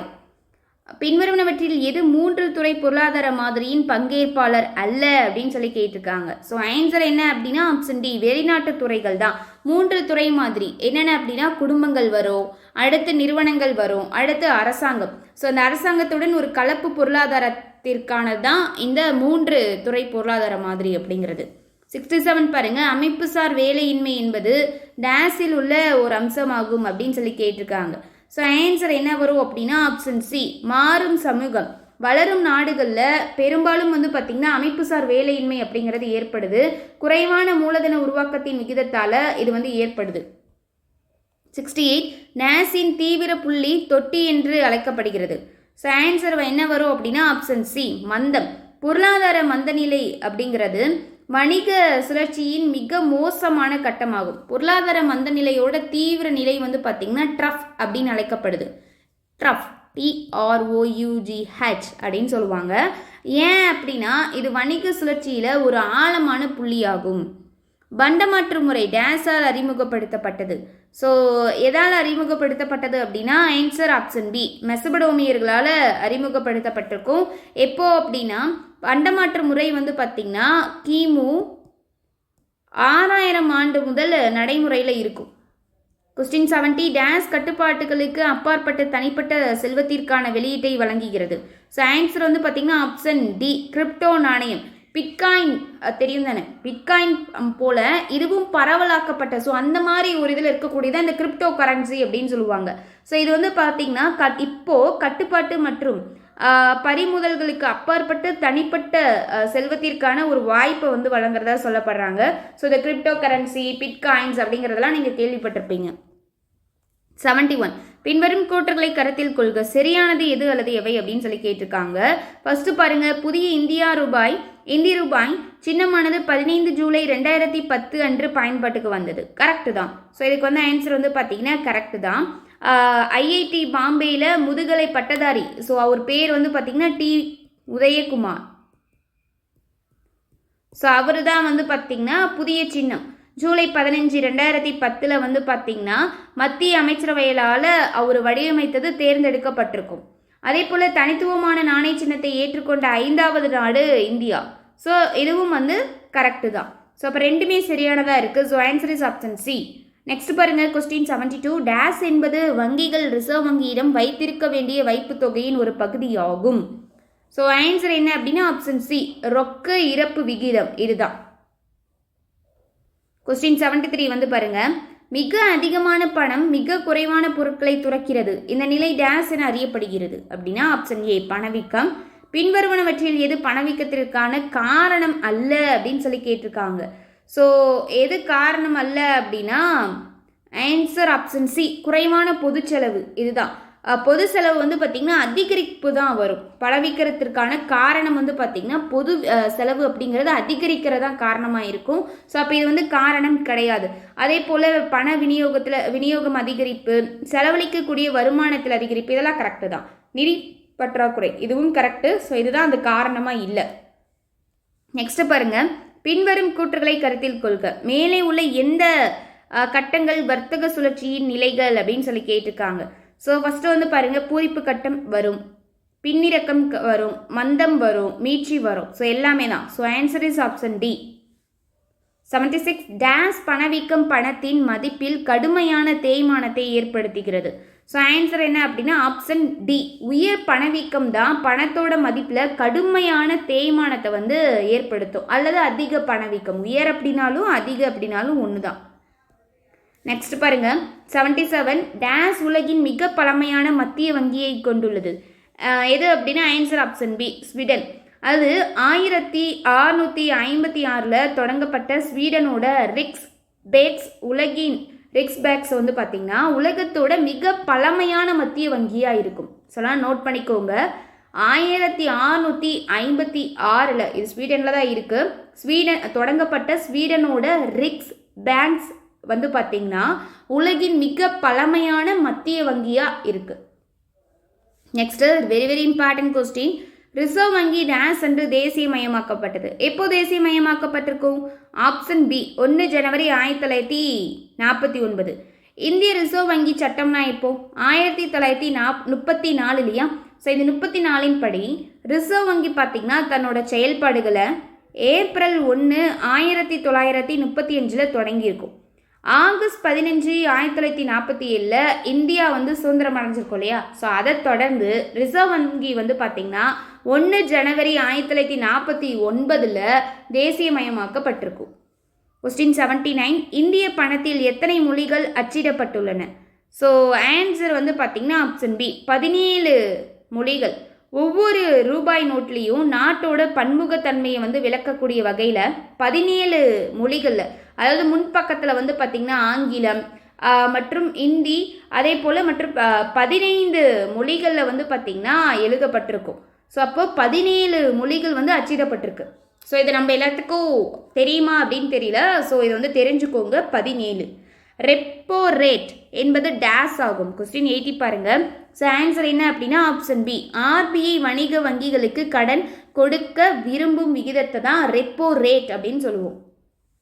கொஸ்டின் 81 ரிசர்வ் வங்கி டேஸில் வங்கி குறை தீர்க்கும் திட்டத்தை அறிமுகப்படுத்தியது. ஸோ இது ஒரு இம்பார்ட்டன்ட் கொஸ்டின். ஆன்சர் என்ன அப்படின்னா ஆப்ஷன் பி 1995. அதாவது வந்து பார்த்திங்கன்னா இந்த திட்டத்தின் கீழே புகார்தாரர் இருக்கார் இல்லையா, ஆன்லைன் உட்பட எந்த வடிவத்திலையும் தங்களோட புகார்களை தாக்கல் செய்யலாம். அதே போல் வங்கிகளோட முடிவுகள் அதே போல் பிற முடிவுகளுக்கு எதிராக ஓம்புஸ்மேனிடம் வந்து பார்த்திங்கன்னா மேல்முறையீடு செய்ய முடியும். ஓகே, பின்வருவனவற்றில் எது என்பிஎஃப்ஐக்கு பொருந்தாதது? எது அப்படின்னா ஆப்ஷன் ஏ வங்கி உரிமம். வங்கிச்சாரா நிதி நிறுவனம், அதாவது இந்த என்பிஎஃப்ஐ அப்படின்னா வங்கி சாராத நிதி நிறுவனம் அப்படின்னு சொல்லுவாங்க. அல்லது வங்கி அல்லாத நிதி நிறுவனம் அப்படின்னா என்பிஎஃப்சி அப்படின்னு சொல்லுவாங்க. நல்லா தெரிஞ்சுக்கோங்க. வங்கி சாரா நிதி நிறுவனம்னா என்பிஎஃப்ஐ. இதுவே வங்கி அல்லாத அப்படின்னு நிதி நிறுவனம் அல்லாத அப்படின்னு வரும்போது என்பிஎஃப்சி. ஸோ அந்த ஐக்கு பதிலாக சி மாறிக்கும். ஸோ தெரிஞ்சுக்கோங்க. இது வந்து பார்த்திங்கன்னா முழு வங்கி உரிமம் இல்லாத அதே போல் மத்திய வங்கியால் கண்காணிக்கப்படாத ஒரு நிதி நிறுவனம் தான் இது. ஸோ அப்போ பொருந்தாத இருக்கிறது இந்த வங்கி உரிமம். ரிசர்வ் வங்கியின் வங்கி விகிதம் பொதுவாக சந்தை விகிதத்தை விட டேஸ் குறைவாக இருக்கும். ரிசர்வ் வங்கியோட வங்கி விகிதம் பொதுவாக சந்தை விகிதத்தை விட டேஸ் குறைவாக இருக்கும் அப்படின்னா ஆன்சர் ஆப்ஷன் சி. நெக்ஸ்ட் பாருங்க 20 புள்ளி திட்டம் ஆரம்பத்தில் டேஸால் தொடங்கப்பட்டது. ஸோ ஆன்சர் என்ன அப்படின்னா ஆப்ஷன் பி இந்திரா காந்தி. 20 அம்ச திட்டம் வந்து பார்த்திங்கன்னா ஃபஸ்ட்டு 1975 பிரதமர் இந்திரா காந்தியால் தான் வந்து தொடங்கப்பட்டிருக்கும். இது வந்து பார்த்திங்கன்னா 1982 86 திரும்ப வந்து பார்த்திங்கன்னா மறுசீரமைக்கப்பட்டிருக்கும். 82 அண்டு 86 மறுசீரமைக்கப்பட்டிருக்கும். பின்வருவனவற்றில் எது ஐசிஐசிஐ வங்கி தொடக்கத்துடன் தொடர்புடையது அப்படின்னு சொல்லி கேட்டிருக்காங்க. ஸோ எது தொடர்புடையது அப்படின்னா உலக வங்கி, அமெரிக்க அரசு, இந்திய அரசு. ஸோ இது எதுவுமே கிடையாது. ஆன்சர் இஸ் ஆப்ஷன் டி மேற்கண்ட ஏதும் இல்லை அப்படிங்கிறது தான். ஸோ இது வந்து பார்த்திங்கன்னா 3 பேர் கொண்ட குழுவோட ஆலோசனையின் பேரில் உலக வங்கி அமெரிக்க அரசோட நிதி உதவியால் ஜனவரி 5 1955 வந்து பார்த்திங்கன்னா ஒரு கூட்டு பங்கு நிறுவனமாக வந்து நிறுவப்பட்டிருக்கும். இது 3மே. அதே போல் வந்து பார்த்திங்கன்னா இந்த நிறுவனத்தோட முக்கிய நோக்கமே உலக வங்கி நிதியை இந்தியாவில் உள்ள தொழில்துறைக்கு மாற்றுவதும் மூலதன சந்தையை உருவாக்க உதவுவதும் தான். ஸோ அப்போது நம்மக்கிட்ட என்ன கேட்டிருக்காங்கன்னா ஐசிஐசிஐ வங்கியோட தொடக்கத்துடன் தொடர்புடையது அப்படின்னா இது 3ம் கிடையாது. இது ஒரு கூட்டு 3 இதுவும் சேர்ந்தது. ஸோ அப்போ ஆன்சர் வந்து பார்த்தீங்கன்னா ஆப்ஷன் டி, மேற்கண்ட எதுவும் இல்லை. பின்வருவனவற்றில் மலிவு பணக்கொள்கை காலத்தில் எது தவறானது அப்படின்னு சொல்லி கேட்டிருக்காங்க. ஸோ ஆன்சர் என்ன அப்படின்னா ஆப்ஷன் பி, நுகர்வோர் குறைவாக வாங்குவார்கள் அப்படிங்கிறது தான். பின்வரும் கூற்றுகளை கருத்தில் கொள்க, தவறானது எது அல்லது எவை அப்படின்னு சொல்லி கேட்டிருக்காங்க. ஸோ தவறானது எது அல்லது எவை அப்படின்னா, ஸோ ஃபர்ஸ்ட் வந்துட்டு பாருங்க, NEFT பரிவர்த்தனைகள் மெதுவாக இருக்கும். அடுத்து இது வந்து கரெக்டு தான். அடுத்து வந்து பாருங்க, RTGSக்கு குறைந்தபட்ச வரம்பு இல்லை. குறைந்தபட்ச வரம்பு அப்படிங்கிறது இருக்கு. ஸோ இதுதான் தவறானதாக கொடுத்துருக்காங்க. ஸோ அப்போ ஆன்சர் இஸ் ஆப்ஷன் பி, 2 மட்டும் தவறானது. அடுத்து வந்து பாருங்க, ATM பரிமாற்றம் முதலில் டேஸில் அறிமுகப்படுத்தப்பட்டது. ஸோ ஆன்சர் என்ன அப்படின்னா ஆப்ஷன் ஏ, 1967. ஏடிஎம்கள் வந்து பார்த்தீங்கன்னா 1967 முதல்ல வந்து அறிமுகப்படுத்தப்பட்டப்போ வங்கி வந்து வங்கி தொழில்நுட்ப அமைப்பை வந்து பார்த்தீங்கன்னா மாற்றிருக்கும். நல்லா தெரிஞ்சுக்கோங்க, ஏடிஎம்கள் அப்படிங்கிறது 1967 அறிமுகப்படுத்தினாங்கங்க. அப்போது அறிமுகப்படுத்தப்பட்டப்போ ஃபஸ்ட்டு என்னாச்சு அப்படின்னா, வங்கி வந்து பார்த்திங்கன்னா தொழில்நுட்ப அமைப்பை வந்து மாற்றியிருக்கும். ஏடிஎம்களில் அடுத்த புரட்சியானது வந்து பார்த்திங்கன்னா கான்டாக்ட்லெஸ் பேமெண்ட்களை வந்து பார்த்திங்கன்னா உள்ளடக்கியதாக இருக்கும். ஓகேவா, கான்டாக்ட்லெஸ் பேமெண்ட்டுகள் இருக்கு இல்லையா, ஸோ அதை வந்து உள்ளடக்கியதாக இருக்கும். ஏடிஎம்மால் இது வந்து நம்மளுக்கு ஒரு பெனிஃபிட் அப்படின்னு வச்சுக்கோங்களேன். அடுத்து, பின்வரும் வங்கிகளில் எது 2017 பாரத ஸ்டேட் வங்கியுடன் இணைக்கப்படவில்லை? ஸோ ஆன்சர் என்ன? ஹைதராபாத் ஸ்டேட் பேங்க், ஆமாம். மைசூர் ஸ்டேட் பேங்க்கும் இருக்கும், திருவாங்கூர் ஸ்டேட் பேங்க்கும் இருக்கும். ஸோ இதுதான் கிடையாது. சௌராஷ்டிரா ஸ்டேட் பேங்க் அப்படிங்கிறது இணைக்கப்படலை. ஸ்டேட் பேங்க் ஆஃப் பிகானர் மற்றும் Jaipur, state bank of Hyderabad, அதே போல் state bank of Mysore, state bank of Patiala, அதே போல் ஸ்டேட் பேங்க் ஆஃப் திருவாங்கூர், இது எல்லாமே பார்த்திங்கன்னா இதில் இணைக்கப்பட்டு ஸோ இந்த பேரால் சொல்லப்பட்டிருக்கும். ஸோ இதில் வராதது ஆப்ஷன் டி. கொஸ்டின் 90, சாதகமான வர்த்தகம் என்றால் ஏற்றுமதியின் மதிப்பு இறக்குமதியை விட டேஸ் ஆகும். ஸோ என்ன வரும்? ஆப்ஷன் ஏ, அதிகம். நிகர ஏற்றுமதி டேஸுக்கு சமம். ஸோ ஆன்சர் என்ன? ஆப்ஷன் பி, ஏற்றுமதியிலிருந்து இறக்குமதியை கழிக்க கிடைக்கிறது தான், மைனஸ் பண்ணணும். கொஸ்டின் 92 பாருங்கள், அயல்நாட்டு செலுத்து நிலையின் சமனற்ற நிலை எப்போது ஏற்படும்? எப்போ அப்படின்னா ஆன்சர் ஆப்ஷன் பி, தேவையும் அளிப்பும் சமமாக இல்லாத இருக்கப்ப. ஸோ அப்போ தான் ஏற்படும். அடுத்த கொஸ்டின் 93, டேஸ் என்று இந்திய நாணயம் மதிப்பிழக்கப்படவில்லை அப்படின்னு சொல்லி கேட்டிருக்காங்க. ஸோ ஆன்சர் வந்து பார்த்தீங்கன்னா ஆப்ஷன் டி, நவம்பர் 9, 2016 தான். 1947 முதல் இந்தியா ரூபாயோட மதிப்பு அப்படிங்கிறது 3 முறை வந்து குறைக்கப்பட்டிருக்கும். அதாவது 1947 இந்திய ரூபாயோட மதிப்பு அப்படிங்கிறது 3 முறை வந்து குறைக்கப்பட்டிருக்கும். ஃபஸ்ட்டு வந்து பார்த்திங்கன்னா இங்கே எழுதுகிறேன் பாருங்கள். ஃபஸ்ட்டு வந்து பார்த்திங்கன்னா செப்டம்பர் 29, 1949, இது ஆஃப்டர் 1947க்கு அப்புறம்.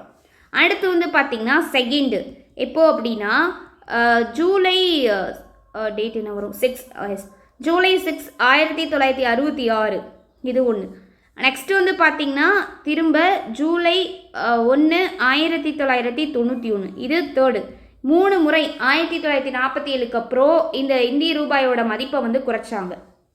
அடுத்து வருங்க, பின்வரும் காரணிகளில் அப்போது இந்த டேட் எல்லாமே குறைத்ததுக்கு, அப்போ இந்த டேட்டில் தான் வந்து பார்த்திங்கன்னா அப்போ குறைக்கல, அதனால தான் ஆப்ஷன் டி எடுத்துக்கும். கொஸ்டின் 94, பின்வரும் காரணிகளில் எது பரிவர்த்தனை விகிதத்தை தீர்மானிக்கிறது? ஸோ ஆன்சர் என்ன வரும்? ஆன்சர் வந்து பார்த்திங்கன்னா ஆப்ஷன் டி, எல்லாமே தான். நடப்பு கணக்கு பற்றாக்குறை, பொதுக்கடன், அரசியல் மற்றும் பொருளாதார ஸ்திரத்தன்மை, இது எல்லாமே. கொஸ்டின் 94, பின்வரும் தொழிற்துறைகளில் எது FTI பெற அனுமதிக்கப்பட்டுள்ளன அப்படின்னா ஆன்சர் வந்துட்டு பாருங்க ஆப்ஷன் சி, சுற்றுலாத்துறை. அந்நிய நேரடி முதலீடு, அதாவது FDI அப்படின்னா அந்நிய நேரடி முதலீடு, அதை தான் சொல்லுவாங்க. ஸோ இதில் வந்து பார்த்தீங்க அப்படின்னா எது அனுமதிக்கப்பட்டிருக்குன்னா சுற்றுலாத்துறை. எதெல்லாம் அனுமதிக்கப்படலை அப்படின்னா ஆயுதங்கள், வெடிமருந்துகள், ஸோ அணு ஆற்றல், அதில் இது வந்துருச்சா.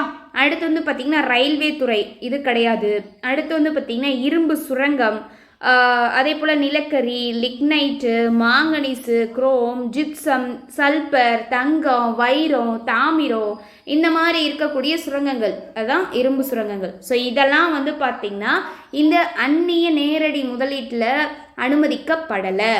டேஸின் காரணமாக சர்வதேச வர்த்தக உள்நாட்டு வர்த்தகத்தில் இருந்து வேறுபடுகிறது. சர்வதேச வர்த்தகம் அப்படிங்கிறது உள்நாட்டு வர்த்தகத்திலிருந்து வேறுபடுது அப்படின்னா ஆன்சர் ஆப்ஷன் என்னென்னா வர்த்தக கட்டுப்பாடுகளும் வரும், காரணிகளோட அசைவின்மையும் வரும், வெவ்வேறு அரசாங்க கொள்கைகள் வரும். So answer is option D. 97 பாருங்க, பொறுத்துக IMF, GATT, WTO. ஸோ இந்த GATTலாம் ப்ரீவியஸாகவே பார்த்தாச்சு. ஸோ இதுக்கு வந்து மேட்ச் பண்ணிடலாமா? ஸோ ஃபஸ்ட்டு வந்துட்டு பாருங்கள், IMF அப்படின்னா ஸோ இதுக்கு என்ன வரும் அப்படின்னா 1945. அடுத்து GATT 1947, WTO அப்படிங்கிறது 1995. ஸோ அதோட ஆண்டுகள் வந்து கொடுத்துருக்காங்க. ஸோ அப்போ ஆன்சர் ஆப்ஷன் பி 3, 2, 1. அடுத்து பாருங்கள், WTOவின் 12வது மந்திரிகள் மாநாடு டேஸில் நடைபெற்றது. ஸோ எங்கே நடைபெற்றிருக்கணும்? Option D Geneva. அடுத்து பின்வரும் கூற்றுகளை கருத்தில் கொள்க, சரியானது எது அல்லது எவை அப்படின்னு சொல்லி கேட்டிருக்காங்க. SAARC குழு 8 உறுப்பினர்களை கொண்டது. சார்க் இருக்கு இல்லையா? ஸோ இது வந்து 8 உறுப்பினர்களை கொண்டது. கரெக்டு தான். அதே போல் சார்க் செயலகம் வந்து டாக்காவில் நிறுவப்பட்டிருக்குன்னு சொல்லியிருக்காங்க. இது வந்து பார்த்தீங்க அப்படின்னா தவறு. இதோட செயலகம் வந்து பார்த்தீங்கன்னா நேபாளத்தோட காத்மாண்டுவில் அமைஞ்சிருக்கும். ஸோ இது வந்து தவறானதாக கொடுத்துருக்காங்க. ஆப்ஷன் ஏ 1 மட்டும்தான். நல்லா தெரிஞ்சுக்கோங்க, தெற்காசிய நாடுகளோட பிராந்திய கூட்டமைப்பு தான் இந்த சார்க் அப்படிங்கிறது. South Asian association regional cooperation சொல்லுவாங்க இல்லையா, அப்படிங்கிறது தான் இது. இந்த பிராந்திய அரசுகளுக்கு இடையேயான அமைப்பாக இருக்குது. அதே போல் வந்து பார்த்திங்கன்னா ஆப்கானிஸ்தான், பங்களாதேஷ், பூட்டானு, இந்தியா, மாலத்தீவுகள், நேபாளம், பாகிஸ்தான், இலங்கை, இது எல்லாமே இதோடைய உறுப்பு நாடுகள். ஸோ 8 உறுப்பினர்கள்னு சொன்னோம் இல்லையா, அதெல்லாம் தான். அதே போல் சார்க் அமைப்பு வந்து பார்த்திங்கன்னா 8 டிசம்பர் 1985, 8 உறுப்பினர்களை கொண்டது. 8 டிசம்பரில் 1985 வந்து பார்த்திங்கன்னா டாக்காவில் நிறுவப்பட்டிருக்கும். ஓகேவா? ஸோ டாக்காவில் நிறுவப்பட்டிருக்கும். ஆனால் இதோட செயலகம் எங்கே இருக்குது அப்படின்னா நேபாளத்தோட காத்மண்டுவில் இருக்குது. நிறுவப்பட்டது தான் டாக்கா, அந்த பாயிண்ட் வேறு. செயலகம் அப்படிங்கிறது நேபாளத்தோட காத்மண்டுவில் இருக்குது. ஸோ அப்போது ஆன்சர் ஆப்ஷன் ஏ 1 மட்டும்தான். கொஸ்டின் 100 பாருங்கள், சரியானது எது அல்லது எவை அப்படின்னு கேட்டிருக்காங்க. ஃபஸ்ட்டு பாருங்கள், ஆசியான் 5 அசல் உறுப்பு நாடுகளால் நிறுவப்பட்டது அப்படின்னு சொல்லியிருக்காங்க. கரெக்டு தான். இது வந்து பார்த்தீங்க அப்படின்னா Indonesia, Malaysia, Philippines, Singapore, Thailand, இந்த 5 நாடுகள் வந்து இணைந்து தான் வந்து பார்த்திங்கன்னா பாங்காங், எங்கே அப்படின்னா பாங்காங் அப்படிங்கிற இடத்துல ஆகஸ்ட் 8, 1967 இந்த அமைப்பை வந்து நிறுவியிருப்பாங்க. ஓகேவா? அடுத்து தற்போது இந்தியா ஆசியான் அமைப்பில் உறுப்பினராக இல்லை அப்படின்னு சொல்லியிருக்காங்க. ஸோ இது வந்து பார்த்தீங்க அப்படின்னா இது வந்து பார்த்திங்கன்னா தவறு. ஸோ அப்போ ஆன்சர் வந்து பார்த்திங்கன்னா ஆப்ஷன் ஏ 1 மட்டும்.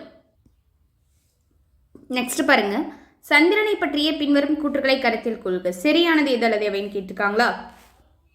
ஃபஸ்ட்டு பாருங்கள், மனிதர்கள் இறங்கிய ஒரே வானியல் பொருள் சந்திரன் அப்படிங்கிறது கரெக்டு தான். அதே போல் வந்து பார்த்திங்க அப்படின்னா இது வளிமண்டலத்தை கொண்டுள்ளது, இது வந்து தவறு. இதுக்கு வளிமண்டலம் அப்படிங்கிறதே கிடையாது. ஸோ அப்போது இது சரி, இது தவறு. So answer is option A 1 மட்டும். நெக்ஸ்ட் வந்துட்டு பாருங்கள், பொறுத்துக்க யுரேனஸ், நெப்டியூன், சிறுகோள்கள், சனி அப்படின்னு கொடுத்துருக்காங்க. ஸோ இந்த கோள்களை பற்றி நம்ம பொறுத்தலாமா? யுரேனஸ்க்கு வந்துட்டு என்ன வரும்?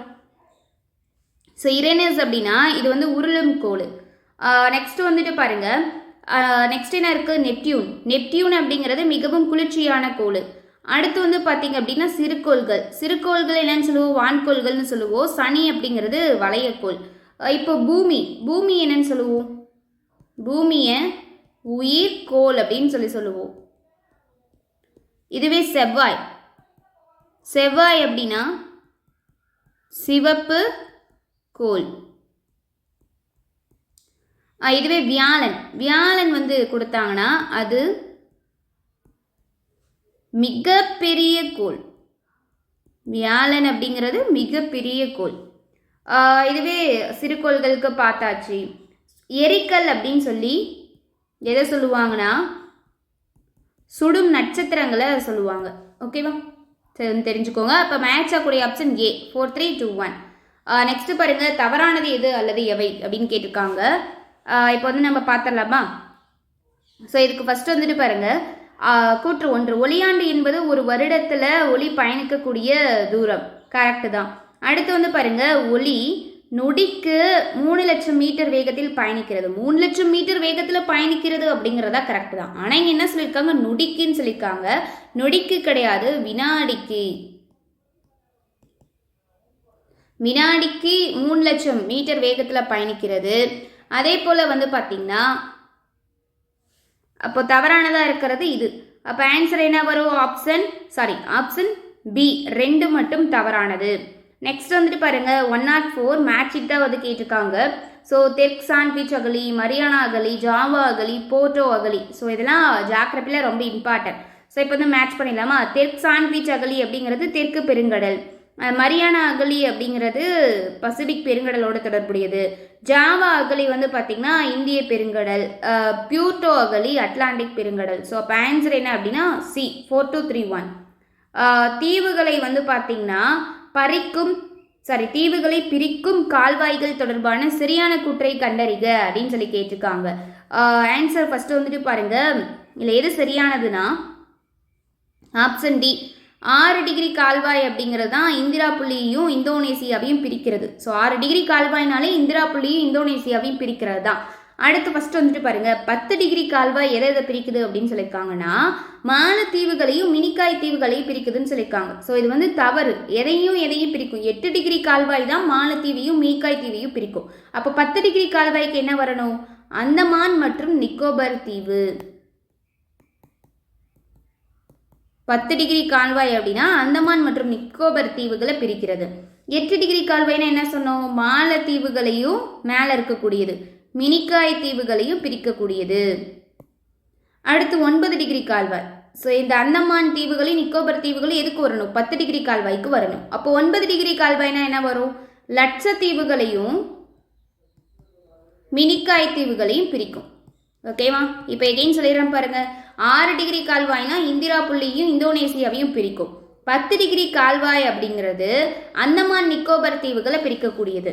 8 டிகிரி கால்வாய்ங்கிறது மாலத்தீவையும் மினிக்காய் தீவையும் பிரிக்கும். 9 டிகிரி கால்வாய் அப்படிங்கிறது லட்சத்தீவையும் மினிக்காய் தீவையும் பிரிக்கும். ஸோ இதை தெரிஞ்சுக்கோங்க. அப்போ ஆன்சர் ஆப்ஷன் டி தான் சரியானதாக இருக்கு.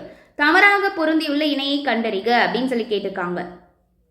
இரோசிபி படுகை ஆர்டிக் பெருங்கடல் கரெக்டு, மலாக்கா ஜலசந்தி இந்திய பெருங்கடல் கரெக்டு, மிலிகா டீப் தெற்கு பெருங்கடல் அப்படிங்கிறது.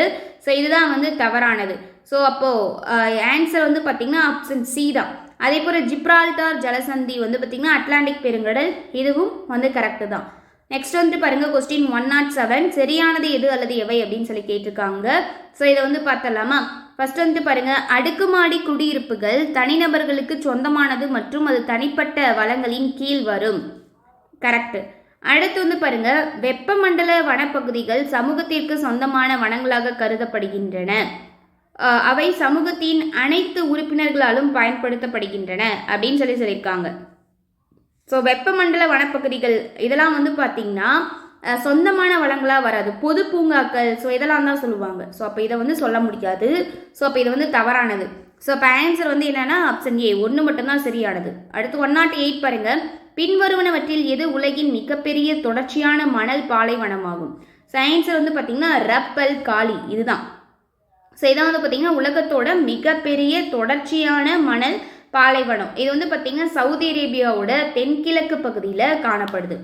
நெக்ஸ்ட் பாருங்க, ஐரோப்பா பற்றிய பின்வரும் கூற்றுகளில் எது சரியானது அப்படின்னு சொல்லி கேட்டிருக்காங்க. ஸோ இதுக்கு எது சரியானது அப்படின்னா ஆப்ஷன் டி ஆர்டிக் வட்டம் ஐரோப்பா வழியாக மட்டுமே செல்கிறது அப்படிங்கிறதா சரியானது. தேயிலை, ரப்பர் மற்றும் பேரிச்சம்பழம் போன்ற தோட்ட பயிர்கள் ஐரோப்பாவில் பெருமளவில் பயிரிடப்படுகின்றன இல்லை. ஐரோப்பாவில் பெரும்பான்மையான மக்கள் முதன்மை நடவடிக்கைகளில் ஈடுபடுகின்றனர் இல்லை. தெற்கு ஐரோப்பா குளிர்கால மழையை பெறுகிறது இல்லை. ஸோ அப்போ இது எல்லாமே வந்து தவறானது. அடுத்து வந்து பார்த்தீங்க அப்படின்னா ஆன்சர் கரெக்டானதுன்னா ஆப்ஷன் டி ஆர்டிக் வட்டம் ஐரோப்பா வழியாக மட்டுமே செல்கிறதுங்க தான் கரெக்டு. நெக்ஸ்ட் வந்து பாருங்கள் மேட்சிக் கொடுத்துருக்காங்க. ஸோ மீகாங், ஐராவதி, ஓப், எனிசி அப்படின்னு சொல்லி கொடுத்துருக்காங்க. ஸோ இப்போ வந்து பார்த்தலாமா. ஸோ இதுக்கு என்னென்ன மேட்ச் ஆகும் அப்படிங்கிறத பார்த்துக்கலாம். இப்போ ஃபஸ்ட்டு வந்துட்டு பாருங்கள், மீகாங் அப்படிங்கிறது திபெத்திய பீடபூமி. அடுத்து வந்து பார்த்தீங்க அப்படின்னா ஐராவதி மியான்மர். அடுத்து ஓப் அப்படிங்கிறது அல்தாய் மலை. எனிசி அப்படிங்கிறது தன்னுலா மலை அப்படின்னு சொல்லுவாங்க. ஸோ இப்போ இதுக்கு மேட்ச் ஆகக்கூடிய ஆப்ஷன் வந்து பார்த்தீங்கன்னா ஆப்ஷன் சி 4, 2, 3, 1. இதுவே யாங்சே சாரி யாங்ஸே அப்படின்னா எதுன்னு கேட்டாங்கன்னா திபெத்திய பீடபூமி. அதே போல் ஹங் ஹோ அப்படின்னாலும் திபெத்திய பீடபூமி தான். மீகாங்கும் திபெத்திய பீடபூமி தான். ஸோ இது 3 திபெத்திய பீடபூமிக்கு வரும். அதுவே வந்து பார்த்தீங்க அப்படின்னா அமூர் அப்படின்னா சிகா மற்றும் அர்குன் நதியின் சங்கமம் அப்படின்னு சொல்லுவாங்க. கொஸ்டின் 11111 சர்வதேச தேதி கோடாக நிர்ணயிக்கப்பட்டுள்ள 180 டிகிரி தீர்க்க ரேகையானது பின்வரும் எந்த ஜலசந்தி வழியாக வரையப்பட்டுள்ளது அப்படின்னு சொல்லி கேட்டிருக்காங்க. ஸோ ஆன்சர் என்ன? ஆப்ஷன் பி, பெரிங் ஜலசந்தி. தீர்க்க ரேகையின் கோடுகள் டேஸில் 111 கிலோமீட்டர் பரப்பளவில் அரை வட்டங்களாக காணப்படுகின்றன. ஆன்சர் வந்து பார்த்தீங்கன்னா ஆப்ஷன் டி, பூமத்திய ரேகை. ஸோ இதுதான். நெக்ஸ்ட் வந்து பாருங்க, பின்வரும் கூற்றுகளை கருத்தில் கொள்க. தவறானது எது அல்லது எவை அப்படின்னு சொல்லி கேட்டிருக்காங்க. ஃபர்ஸ்ட் வந்துட்டு பாருங்க, பெரிய நீர்பிடிப்பு பகுதிகளில் மழைப்பொழிவு அல்லது பனி உருகுதல் அல்லது சில சமயங்களில் இரண்டின் காரணமாக திடீர் வெள்ளம் ஏற்படுகிறது அப்படின்னு சொல்லி கேட்டிருக்காங்க. ஸோ திடீர் வெள்ளம் அப்படிங்கிறது எப்போ ஏற்படும்? கடும் மழையின் போதோ அல்லது 6 மணி நேரத்திற்குள்ள ஏற்படும். அதாவது கடும் மழையின் போது 6 மணி நேரத்திற்குள்ள ஏற்படக்கூடியதான் வெள்ளம் அப்படின்னு சொல்லி சொல்லுவாங்க. ஸோ இதனாலலாம் வந்து திடீர் வெள்ளம் அப்படிங்கிறது ஏற்படாது. அதே போல் கனமழையின் போது 6 மணி நேரத்திற்குள் ஆற்றில் வெள்ளம் ஏற்படும் அப்படின்னு சொல்லியிருக்காங்க. ஸோ இது வந்து பார்த்தீங்க அப்படின்னா இதுவும் தவறானதான், ரெண்டுமே தவறு தான். அதாவது நதி வெள்ளம் அப்படின்னு என்னென்னு சொல்லுவாங்கன்னா, இத்தகைய வெள்ளங்கள் வந்து பார்த்திங்கன்னா பெரிய நீர்பிடிப்பு பகுதிகளில் மழைப்பொழிவோ அல்லது பனி உருகுதல் அல்லது சில நேரங்களில் இரண்டு ஏற்படுறதான் நதி வெள்ளம்னு சொல்லுவாங்க. ஸோ இது வந்து நதி வெள்ளத்துக்கு வரக்கூடிய டேட்டா, இதுவும் வந்து தவறானதாக தான் இருக்குது. ஸோ அப்போது இதுவும் வந்து தவறானது தான். ஸோ அப்போ ஆன்சர் என்ன அப்படின்னா ஆப்ஷன் சி, இரண்டும் தவறானது. ஸோ நதி வெள்ளம் தான் 6 மணி நேரத்துக்குள்ளே சொல்லுவாங்க. ஸோ ரெண்டுமே தவறானதாக தான் இருக்குது. பின்வருவனவற்றில் நிலநடுக்கத்திற்கான காரணங்கள் யாவை அப்படின்னு சொல்லி கேட்டிருக்காங்க. ஸோ இதுக்கு வந்து பார்த்துடலாமா? எரிமலை வெடிப்பு கரெக்டு தான். பிளவுகள் மற்றும் மடிப்புகள் கரெக்டு. பூமியோட உட்பகுதியில் வாயு விரிவாக்கம் மற்றும் சுருக்கம், இதுவும் வந்து கரெக்டு தான். ஸோ ஆன்சர் வந்து பார்த்தீங்கன்னா ஆப்ஷன் டி, மேற்கண்ட அனைத்தும். கொஸ்டின் நம்பர் 15 சரியானது அல்லது எது அல்லது எவைன்னு கேட்டிருக்காங்க. ஸோ இது வந்து பார்த்தாலாமா? ஃபஸ்ட்டு பாருங்க, லாவாவின் பரவல் வேகம் அதில் உள்ள சிலிக்கா மற்றும் நீரின் அளவை பொறுத்தாகும் அப்படின்னு சொல்லி கொடுத்துருக்காங்க. அடுத்து வந்து பாருங்க, இது வந்து கரெக்டு. அடுத்து வந்து என்ன கொடுத்துருக்காங்க? பரவல் வேகம் குறைவாக உள்ள லாவாவில் அதிகளவு சிலிக்காவும் குறைந்த அளவு நீரும் இருக்கும் அப்படின்னு சொல்லியிருக்காங்க. ஸோ இது வந்து பார்த்தீங்க அப்படின்னா தவறு. அதிகளவு சிலிக்காவும் குறைந்த அளவு நீரும் இருக்கும் அப்படிங்கிறது தவறானது. ஸோ அப்போ ஆன்சர் வந்து பார்த்தீங்கன்னா ஆப்ஷன் ஏ, ஒன்று மட்டும்தான் சரி. கண்டத்தட்டுகள் தொடர்பாக பின்வரும் கூற்றுகளை கருத்தில் கொள்க. தவறானது எது அல்லது எவை அப்படின்னு சொல்லி கேட்டிருக்காங்க. ஃபர்ஸ்ட் வந்துட்டு பாருங்க, புவியோட உட்புறத்தில் இருந்து வெளிப்படும் வெப்பமானது இத்தட்டுக்களின் இயக்க சக்தியாக செயல்படுகிறது. கரெக்டு தான். இத்தட்டுக்கள் வெவ்வேறு திசைகளில் ஒரே வேகத்தில் நகர்கின்றன அப்படின்னு சொல்லியிருக்காங்க. இது வந்து பார்த்தீங்க அப்படின்னா இது வந்து சுயாதீனமாக நகரும் அப்படின்னு சொல்லுவாங்க. வேகமாகலாம் வந்து நகராது. ஸோ அப்போது இதில் தவறானது எது அப்படின்னா ரெண்டாவது வந்து தவறானது. So answer is option B. Next பாருங்க, இன்சல்பர்க் என்பது டேஸின் செயல்பாட்டினால் உருவான நிலத்தோற்றம் ஆகும். ஸோ இதுக்கான ஆன்சர் என்ன வரும்? ஸோ ஆன்சர் வந்து பார்த்தீங்கன்னா ஆப்ஷன் ஏ, காற்று. நெக்ஸ்ட் பாருங்க, மேட்சிக் பௌத்தம், சமணம், ஜூடாயிஸ் மதம், ஜொராஸ்ட்ரிய மதம். ஸோ இதெல்லாம் எங்கெங்கே இருக்குது அப்படிங்கிறத மேட்ச் பண்ணணும். இப்போ மேட்ச் பண்ணிடலாமா? ஃபஸ்ட்டு வந்துட்டு பாருங்க, பௌத்தம். ஸோ பௌத்தம் அப்படின்னா எங்கே வரும்னா விஹாரம். சமணம் அப்படின்னா என்ன சொல்லுவாங்கன்னா பசாதி. ஜூடாயிச மதம் இது வந்து சினகாக். ஜொராஸ்ட்ரிய மதம்னா அகியாரி. ஸோ இதுதான் வரும். ஓகேவா? இதுவே புத்த மதம் கேட்டிருந்தாங்கன்னா புத்த மதத்துக்கு தான் பார்த்தோம். ஸோ புத்தம் பௌத்தம் விஹாரம். ஸோ அது ரெண்டுமே ஒன்று தான் இல்லையா? இதுவே கிறிஸ்துவ மதம் கேட்டிருந்தாங்கன்னா கிறிஸ்துவ மதத்துக்கு தேவாலயம் அப்படின்னு சொல்லுவோம். இதுவே இந்து மதம் கேட்டிருந்தா அவங்க வணங்கக்கூடிய இடத்தை என்னன்னு சொல்லுவாங்க? கோவில். இதுவே இஸ்லாம் மதம், இஸ்லாம் அப்படின்னா என்ன சொல்லுவோம்? மசூதி. இதுவே சமண மதத்துக்கு பார்த்தாச்சு, ஜொராஸ்ட்ரிய மதம், ஜூடாயிச மதம். ஸோ இதெல்லாம் பார்த்தாச்சு. ஸோ தெரிஞ்சுக்கோங்க. ஸோ அப்போ ஆப்ஷன் ஏ 4 3 2 1. அடுத்து பாருங்க, பின்வரும் கூற்றுகளை கருத்தில் கொள்க. மேற்காணும் சிறப்புகளை உடைய இனம் எது அப்படின்னு கேட்டிருக்காங்க. இது ஐரோப்பிய இனத்துல ஒன்றாக அறியப்படுது. அதே போல இவ்வின மக்கள் வெள்ளை நிறத்தோலும் அடர் பழுப்பு நிற கண்களும் அலை போன்ற முடியும் குறுகலான மூக்கும் உடையவர்கள் ஆவார். இந்த இனத்திலிருந்து கண்டிப்பாக கேட்பாங்க. அந்த இனத்தெல்லாம் பார்த்துக்கோங்க என்னென்ன இனங்கள் அப்படின்னு சொல்லிட்டு. அப்போது இதுக்கு பொருந்தக்கூடிய இனம் எது? ஆப்ஷன் பி காக்கசாய்டு இனம். ஸோ இதை தான் சொல்லுவாங்க. So answer is option B. Next பாருங்க, கொஸ்டின் 120 சரியானது எது அல்லது எவை அப்படின்னு சொல்லி கேட்டிருக்காங்க. ஃபர்ஸ்ட் பாருங்க, கூற்று 1 என்ன கேட்டிருக்காங்க? அலுமினியம் பண்புகள் தொடர்பாக பின்வரும் கூற்றுகளை கருத்தில் கொள்க. ஃபர்ஸ்ட் அலுமினியம் பாக்சைட் தாதுவிலிருந்து தயாரிக்கப்படுது, கரெக்டு தான். மின்சார கேபிள்கள் தயாரிக்க பயன்படுகிறது, இதுவும் வந்து கரெக்டு தான். ஸோ விமானங்கள், கப்பல்கள், ஆட்டோமொபைல்கள் இதெல்லாம் வந்து பார்த்திங்கன்னா இதோட கட்டுமானத்தில் வந்து பயன்படுது. ரயில்வே பயிற்சியாளர்கள் மற்றும் பலர் வந்து இதை வந்து பயன்படுத்துகிறாங்க. ஸோ அப்போது இதுக்கு ரெண்டுமே சரிதான். So answer is option C, இரண்டும்.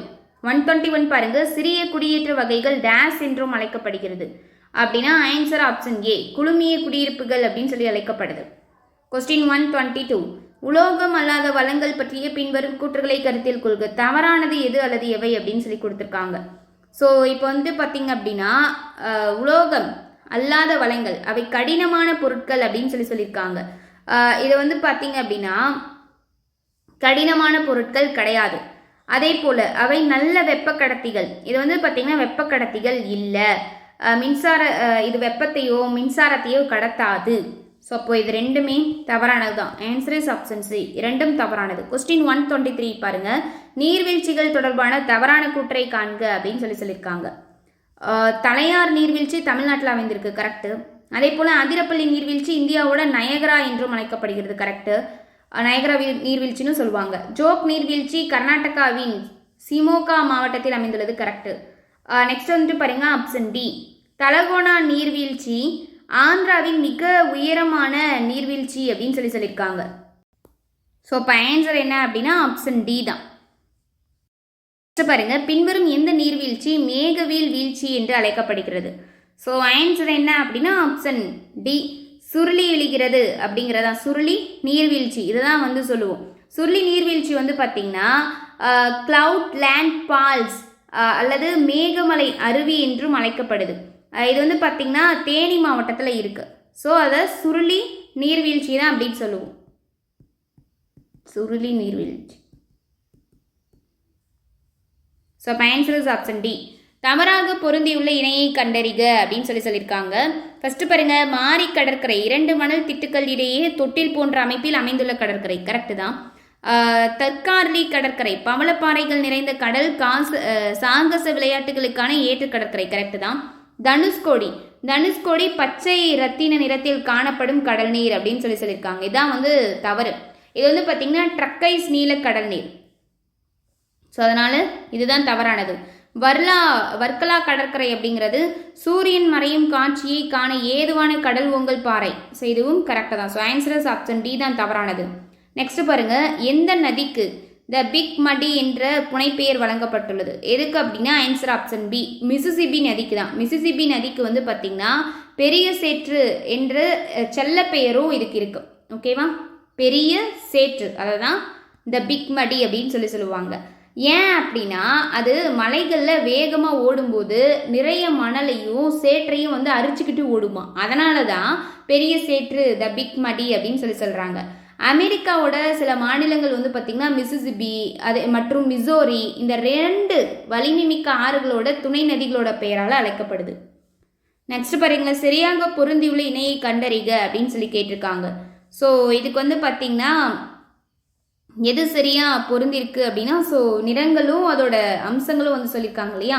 ஸோ இதுக்கு கரெக்டாக பொருந்திருக்கிறது அப்படிங்கிறது ஆப்ஷன் டி, மலைகள் அப்படின்னா பழுப்பு அப்படிங்கிறதா வந்து கரெக்டாக இருக்குது, ஓகேவா? இதே போல் சிவப்பு அப்படிங்கிறது எதுக்கு வரும்னா குடியிருப்புகளுக்கு வரும், ஓகேவா? மஞ்சள் அப்படின்னா விவசாயத்துக்கு வரக்கூடியது. அப்போ ரயில் பாதைக்கு என்ன நிறம் வரும் அப்படின்னா கருப்பு. அடுத்து வந்து பாருங்க, கருப்பு அப்படின்னா ரயில் பாதை அப்படின்னு சொல்லிட்டோம். ஸோ அப்போ தவறாக இங்கே சொல்லியிருக்காங்களா? அப்போ சாலைக்கு என்ன நிறம் வரும் அப்படின்னா சாலைக்கு சிவப்பு நிறம். தெரிஞ்சுக்கோங்க, ரயில் பாதைனா கருப்பு, சாலைனா சிவப்பு நிறம், ஓகேவா? ஸோ இது வந்து தவறானதாக கொடுத்துருக்காங்க. அப்போ வெள்ளை நிறம் எதுக்கு வரும் அப்படின்னா பனி. இதுவே பச்சை, பச்சை நிறம் எதுக்கு வரும் அப்படின்னா காடு. பழுப்பு நிறம் எதுக்கு வரும் அப்படின்னா மலை, அதோட விளிம்பு, இதுக்கெலாம் வரும். ஸோ இதை வந்து தெரிஞ்சுக்கோங்க. நீலம், நீல நிறம் எதுக்கு வரும்? இது வந்து பார்த்திங்கன்னா நீர்நிலைகள், பெருங்கடல்கள்லாம் இருக்கு இல்லையா, பெருங்கடல்கள், கடல்கள், ஆறுகள், இந்த மாதிரி நீர்நிலைகளுக்கெல்லாம் நீலம் நிறம் வரும். பூர்வீக இந்தியர்கள் மற்றும் ஐரோப்பியர்களின் கலப்பு மக்கள் தொகை டேஸ் என்று அழைக்கப்படுகிறது. ஸோ ஆன்சர் வந்து பார்த்திங்கன்னா ஆப்ஷன் ஏ, மெஸ்டிசோ. பின்வருவனவற்றில் மதிய நேரத்தில் வெப்பசலன மழை பெரும்பாலும் ஏற்படும் பகுதி இது? ஆன்சர் வந்து பார்த்திங்கன்னா ஆப்ஷன் டி, பூமத்திய ரேகை பகுதி. நெக்ஸ்ட் வந்து பார்த்திங்கன்னா பின்வரும் கூற்றுகளை கருத்தில் கொள்க. பின்வரும் எந்த மண்ணில் மேற்கண்ட பண்புகள் உள்ளன அப்படின்னு சொல்லி கேட்டிருக்காங்க. ஃபர்ஸ்ட் வந்துட்டு பாருங்க, இந்த மண் வந்து உருமாற்ற பாறைகள் மற்றும் படிக பாறைகளின் சிதைவினால் உருவாகுதான். அதே போல் இது பொதுவாக அரை வறண்ட பகுதியில் காணப்படும். அதே போல் இது வளமான மண்ணும் இல்லை அப்படின்னு சொல்லிட்டாங்க. அப்போ அது எந்த மண்? ஆன்சர் வந்து பார்த்திங்கன்னா ஆப்ஷன் பி, சிவப்பு மண். ஸோ இரும்பு ஆக்சைடு இருப்பதால் இந்த மண்ணை பழுப்பு நிறத்தில் இருந்து சிவப்பு நிறமாக மாற்றுது. இது வந்து திணை சாகுபடிக்கு ஏற்றது இந்த மண். ஸோ ஆன்சர் வந்து பார்த்திங்கன்னா ஆப்ஷன் பி. நெக்ஸ்ட் பாருங்க, பின்வரும் கூற்றுகளை கருத்தில் கொள்க. தவறானது எது அல்லது எவைன்னு கேட்டிருக்காங்களா, பார்த்தலாமா? ஃபர்ஸ்ட்டு, மத்திய ஆப்பிரிக்காவின் குறுக்கே வடக்கிலிருந்து வீசும் வறண்ட காற்று ஹர்மாட்டன் என்று அழைக்கப்படுகிறது அப்படின்னு சொல்லியிருக்காங்க. ஸோ இது வந்து தவறு. ஸோ ரெண்டு இது வந்துட்டு இருக்கும். ஸோ சிராக்கோன்னு ஒன்று இருக்கும், அதே போல் ஹர்மட்டன் அப்படின்னு சொல்லி இந்த ரெண்டு காற்றுக்கு வந்து சொல்லுவாங்க. ஸோ அதை ரெண்டையும் வந்து நோட் பண்ணிக்கோங்க. இந்த ஹர்மாட்டன் அப்படிங்கிறது இதுக்கு வராது, இது வந்து தவறானது. என்ன வரும்னா, சஹாரா பாலைவனத்தில் இருந்து கினியா கடற்கரைக்கு வீசக்கூடிய சூடான மற்றும் உலர்ந்த தூசி நிறைந்த உள்ளூர் காற்றை தான் ஹர்மட்டன் அப்படின்னு சொல்லுவோம். அதே போல் இன்னொன்று இருக்குது, அது என்ன அப்படின்னா சிராக்கோ. அது என்னன்னு சொல்லுவோம்னா, சஹாராவில் இருந்து மத்திய தரைக்கடல் வரை வீசக்கூடிய சூடான உள்ளூர் காற்றை சிராக்கோ அப்படின்னு சொல்லுவோம். ஸோ இந்த ஹர்மட்டன் அப்படின்னாலும் சிராக்கோ அப்படின்னாலும் ரெண்டுமே வந்து பார்த்திங்கன்னா சஹாராவுக்கு தான் வரும். மத்திய தரைக்கடல்னா சிராக்கோ, இதே சஹாரா பாலைவனத்திலிருந்து கினியா கடற்கரைக்கு வீசக்கூடிய சூடான உள்ளூர் காற்றுனா அது வந்து பார்த்திங்க அப்படின்னா ஹர்மட்டன். ஸோ இது ரெண்டுமே இது வந்து தவறானது. ஓகேவா? அடுத்து வந்து பாருங்க, வெப்பமண்டல மலைக்காடு பூமியின் நகை என்றும் உலகின் மிகப்பெரிய மருந்தகம் என்றும் அழைக்கப்படுகிறது. இது வந்து சரிதான். ஸோ தவறானது ஆப்ஷன் ஏ, ஒன்று மட்டும்தான் தவறானது. அடுத்து பாருங்க 132, நகர ஆய்வில் வரி விதிப்பு, தோட்ட மேலாண்மை மற்றும் சட்ட ஆவணங்களில் சொத்தை வரையறுத்தல் போன்ற உள்ளூர் நிர்வாகத்திற்கு பின்வரும் வரைபடங்களில் எது பயனுள்ளதாக இருக்கும் அப்படின்னு கேட்டிருக்காங்க. ஸோ இதுக்கு பயனுள்ளதாக இருக்கக்கூடியது வருவாய் கிராம வரைபடம், இதுதான் வந்து பயனுள்ளதாக இருக்கும். அடுத்து வந்து பாருங்க, நம்மை சுற்றியுள்ள உலகை பற்றிய பெரிய புரிதலை ஏற்படுத்தும் கருப்பொருள் வரைபடங்கள் எவை அப்படின்னு கேட்டிருக்காங்க. ஸோ இதுக்கு வந்து பார்த்தீங்க அப்படின்னா ஆன்சர் என்ன வரும்னா என்னன்னு பார்க்கலாம். நிழற்பட்டை நில வரைபடம் கரெக்டு தான். சம அளவு கோட்டு நில வரைபடம் இதுவும் வந்து கரெக்டு தான். அதே போல் வருவாய் கிராம வரைபடம் இது வராது. புள்ளியிடுதல் நிலை வரைபடம். ஸோ இது ஃபஸ்ட்டு செகண்டு ஃபோர்த்து மட்டும்தான் வரும். அப்போது எங்கே இருக்குது? ஆப்ஷன் சி, ஃபஸ்ட்டு செகண்ட் மற்றும் ஃபோர்த்து மட்டும்தான். அடுத்து பாருங்கள் 134, பின்வருவனவற்றில் தொழிற்சாலைகள் இருப்பிடத்தை பாதிக்கும் காரணிகள் எவை அப்படின்னு கேட்டிருக்காங்க. ஸோ இதுக்கு வந்து பார்த்திங்கன்னா என்னென்ன கொடுத்துருக்காங்க, மூலப்பொருட்களின் கிடைக்கும் தன்மை கரெக்டு, தொழிலாளர் இருப்பு, சந்தைகள் அருகாமையில் இருத்தல், இயற்கை மற்றும் காலநிலை கருத்தில் கொள்ளுதல். ஸோ எல்லாமே தான். So answer is option D, மேற்கண்ட அனைத்தும். அடுத்து வந்து பாருங்கள் கொஸ்டின் 135, மேட்ச் ஷீட் வந்து கேட்டிருக்காங்க. ஸோ இப்போ வந்து பார்த்தலாமா, முதன்மை பொருளாதார நடவடிக்கைகள். ஸோ இது வந்து எதுக்கு வரும்? மூல பருத்தி உற்பத்தி. இரண்டாம் நிலை பொருளாதார நடவடிக்கைகள் அப்படின்னா இது எதுக்கு வரும்னா ஸ்பின்னிங் மில் சொல்லலாம். ஸோ இப்போ ஸ்பின்னிங் மில் அப்படின்னா எதுக்கு வரும்? நூற்பு ஆலை. நான்காம் நிலை பொருளாதார நடவடிக்கைகள். ஸோ இது எதுக்கு வரும்? ஸோ இது எதுக்கு வரும் அப்படின்னா வங்கித்துறைக்கு வரும். அடுத்து வந்து பாருங்கள் ஐந்தாம் நிலை பொருளாதார நடவடிக்கைகள், இது வந்து நீதித்துறைக்கு வரும். இதில் மூன்றாம் நிலை மிஸ் ஆகிருக்கு இல்லையா, அது எதுக்கு வரும்? மூன்றாம் நிலை பொருளாதார நடவடிக்கைகள் வர்த்தகத்துக்கும் போக்குவரத்துக்கும் வரும். ஓகேவா? இதுவே குவாட்டர்னரி செயல்பாடுகள் அது எதுக்கு வரும்னா வங்கித்துறைக்கு வரும். இதுவே குவின்னரி நடவடிக்கைகள்னா நீதித்துறைகள், அதுதான் ஐந்தாம் நிலைன்னு சொல்கிறோம். ஸோ அப்போ இதுக்கான ஆன்சர் ஆப்ஷன் ஏ, 4321. அடுத்து 136 வந்துட்டு பாருங்கள், பின்வருவனவற்றில் வெள்ளம் ஏற்படுவதற்கான முக்கிய காரணங்கள் எவைன்னு கேட்டிருக்காங்க. என்னென்ன? பிடிப்பு பகுதி கரெக்டு, தவறான விவசாய நடைமுறைகள் கரெக்டு, துரிதப்படுத்தப்பட்ட நகரமயமாக்கல் கரெக்டு, வண்டல் மண் எல்லாமே கரெக்டு தான். So answer is option D, மேற்கண்ட அனைத்தும். புயல் அலைகள் பற்றிய பின்வரும் கூற்றுகளை கருத்தில் கொள்க, சரியானது எது அல்லது எவை அப்படின்னு கேட்டிருக்காங்க. இதில் வந்துட்டு பாருங்க, ஃபர்ஸ்ட் சதுப்பு நிலங்களை அழிப்பதன் மூலம் புயல் அலைகள் அபாயங்கள் அதை அதிகரிக்கலாம், கரெக்ட். ஆழமற்ற கடலோர நீர்ப்பகுதிகள் அதிக அளவில் ஏற்படும், correct. Answer is option C, இரண்டும் சரியானது. இடப்பெயர்வின் விளைவுகள் தவறான கூற்றை கண்டறிக. ஸோ இதில் வந்து தவறானது எது அப்படின்னு சொல்லி பார்த்தலாமா? இது மக்கள் தொகையில் வயது மற்றும் பாலின விகிதாச்சாரத்தை மாற்றுகிறது, இது சரிதான். இது பன்மை சமுதாயத்தை உருவாக்க வழிவகுக்காது அப்படிங்கிறது தவறு, வழி வகுக்கிறது அப்படிங்கிறதான் கரெக்டாக வரும். ஸோ அப்போ இது வந்து தவறானது, ஆன்சர் வந்து இதுதான். அடுத்து வந்து பாருங்க, இது மக்கள் தொகை வளத்தில் ஏற்றத்தாழ்வை உண்டாக்கும், கரெக்ட். இது நகரங்களில் மக்கள் தொகையை அதிகப்படுத்துகிறது மற்றும் வளங்களில் அதிக அழுத்தத்தை ஏற்படுத்துகிறது, சரி. So answer is option C தான். அடுத்து வந்து பாருங்க, மண் மற்றும் பாறை அடுக்கு வழியாக நீரின் கீழ் நோக்கிய இயக்கம் டேஸ் எனப்படும். ஆன்சர் வந்து பார்த்தீங்கன்னா ஆப்ஷன் சி, உட்கசிவு. குளிர்வித்தலின் வடிவங்களில் தவறான ஒன்றை கண்டறியவும். ஸோ எது தவறானது? ஸோ குளிர்வித்தலோட வடிவங்களில் என்னெல்லாம் வரும் அப்படின்னா, பனி வரும், மூடு பனி வரும், அதே போல் பனிப்படலம், மேகங்கள் இதெல்லாம் வரும். ஆன்சர் ஆப்ஷன் டி, ஆலங்கட்டி மலை தான் வராது. 141 பாருங்க, மண்ணின் அடுக்குகள் தொடர்பான தவறாக பொருந்தியுள்ள இணையை கண்டறிக அப்படின்னு கேட்டிருக்காங்க.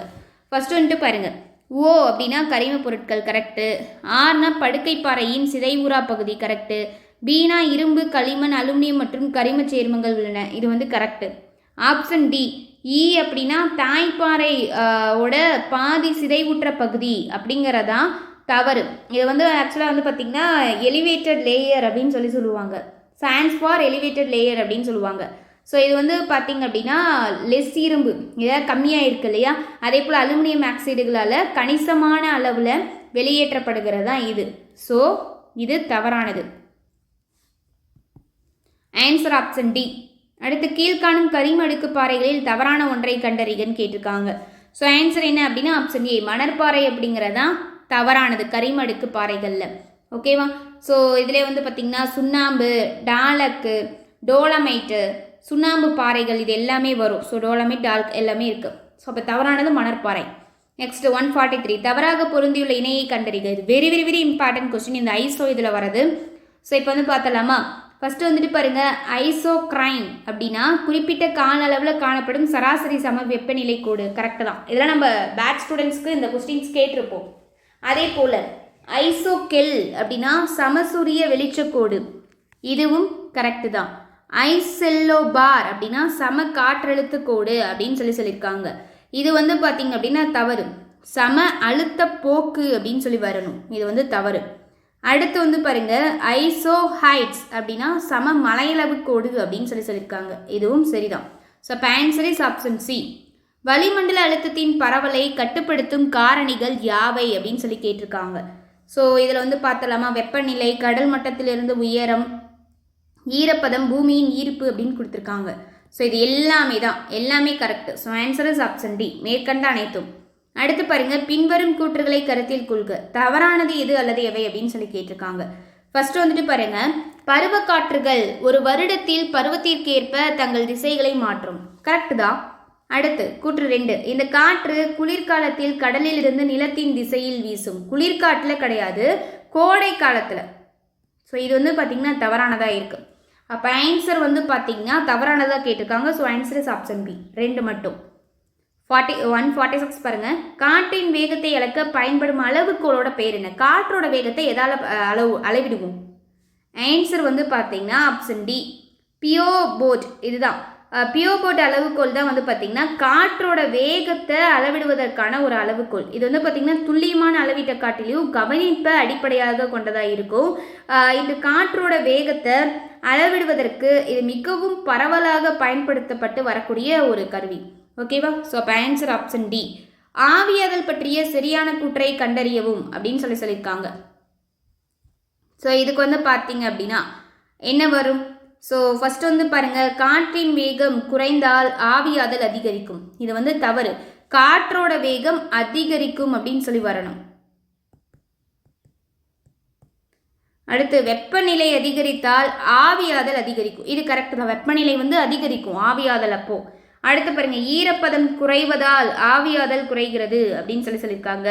மேற்பரப்பு நீர்நிலைகளின் பரப்பளவு அதிகரிப்பதன் மூலம் ஆவியாதல் அதிகரிக்கிறது அப்படின்னு சொல்லியிருக்காங்க. ஸோ இதெல்லாம் வந்து பார்த்தீங்கன்னா இது ரெண்டுமே வந்து தவறானது தான். ஸோ இப்போ ஆன்சர் வந்து ஆப்ஷன் பி. பின்வருவனவற்றில் காடுகளை அழிப்பதன் விளைவுகள் யாவை அப்படின்னு கேட்டிருக்காங்க. ஸோ இது வந்து பார்க்கலாமா? பனி உருகுதல் கரெக்டு, மண் வளம் இழப்பு கரெக்டு, பசுமை இல்ல வாயுக்கள் அதிகரிப்பு கரெக்டு, கடல் மட்டத்தின் உயர்வு எல்லாமே கரெக்டு தான். ஸோ ஆன்சர் ஆப்ஷன் டி அனைத்தும். குடியேற்றங்கள் தொடர்பான பின்வரும் கூற்றுகளை கருத்தில் கொள்க. சரியானது எது அல்லது எவை அப்படின்னு கேட்டிருக்காங்க. ஸோ பார்க்கலாமா? 4 திசைகளிலும் நீட்டிக்கப்பட்ட குறுக்கு சாலைகளில் சிலுவை குடியிருப்புகள் உருவாகின்றன கரெக்டு. அதே போல ஒரு பகுதியை சுற்றியுள்ள குடியேற்றம் நெபுலார் வடிவத்திற்கு ஒரு எடுத்துக்காட்டாகும். இதுவும் கரெக்ட். ஸோ அப்போ ஆன்சர் என்ன அப்படின்னா இரண்டும். நெக்ஸ்ட் பாருங்க, செயற்கைக்கோள் தொலை நுண்ணுணர்வின் பண்புகள் யாவை அப்படின்னு சொல்லி கேட்டிருக்காங்க.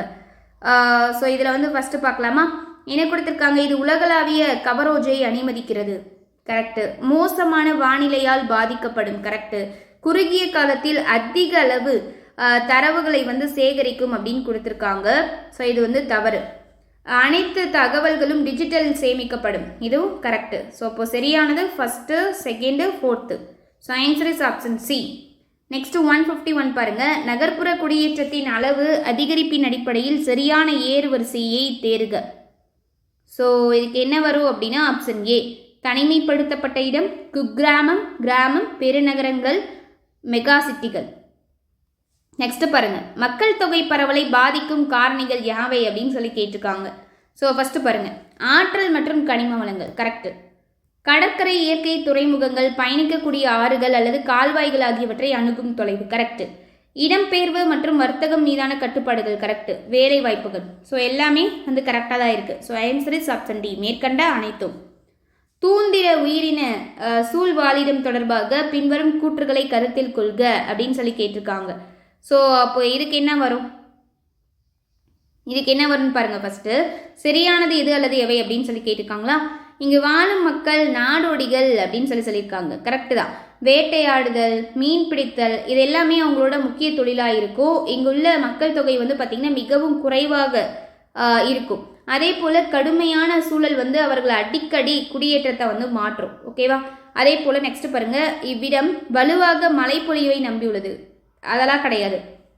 மழைப்பொழிவு நம்பிலாம் இருக்குன்னா கிடையாது. அவங்க அந்த இதுக்கு தகுந்த மாதிரி, கிளைமேட்டுக்கு தகுந்த மாதிரி அவங்க வந்து மாறி மாறி போய்க்குவாங்க. அவர்கள் வந்து குளிர்காலத்தில் இக்லூவிலையும் கோடையில் கூடாரங்கள்லையும் வாழ்வாங்க. ஸோ மழைப்பொழிவு தான் நம்பி இருக்கு அப்படிங்கிறதெல்லாம் கிடையாது. இது அவசியமும் கிடையாது. ஸோ ஆன்சர் வந்து பார்த்தீங்கன்னா ஆப்ஷன் ஏ 1 மட்டும்தான் சரியானது. அடுத்து பாருங்க, தவறாக பொருந்தியுள்ள இணையை கண்டறிக அப்படின்னு கேட்டிருக்காங்க. ஃபஸ்ட்டு ஸ்டெப்பீஸ் அப்படின்னா வட அமெரிக்கா. ஸோ இதுதான் தவறு. ஸ்டெப்பீஸ் கிடையாது, புல்வெளிகள். புல்வெளிகள் அப்படின்னா தான் அமெரிக்கா. இதுவே ஸ்டெப்பீஸ் அப்படின்னா அவங்க எங்கே? ஸ்டெப்பீஸ் எங்கே இருக்குன்னா யுரேசியா. யூரேசியா. அடுத்து வெல்ட் தென்னாப்பிரிக்கா கரெக்டு. Downs Australia correct. கேடன் பார்க் ஸோ நியூசிலாந்து இதுவும் கரெக்டு தான். ஸோ இது எல்லாமே கரெக்டாக இருக்குது. இதுதான் தவறு. இதே வெல்ட் எங்கே இருக்குன்னா இது வந்து பார்த்திங்கன்னா புல்வெளிகள் வெவ்வேறு விதமாக வந்து அழைக்கப்படுது இல்லையா? ஸோ அதெல்லாம் வந்து சொல்லியிருக்காங்க ஒவ்வொரு பேரில் ஒவ்வொன்று. வெல்ட்னா தென்னாப்பிரிக்கா இருக்குது. அதே போல் பாம்பாஸ் அப்படின்னா அது எங்கே இருக்குன்னா அர்ஜென்டினா.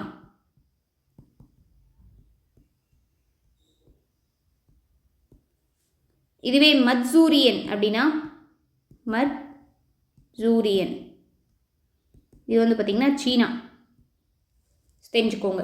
பாலைவன சோலை தொடர்பாக பின்வரும் கூற்றுகளை கருத்தில் கொள்க. தவறானது எது அல்லது எவை அப்படின்னு சொல்லி கேட்டிருக்காங்க.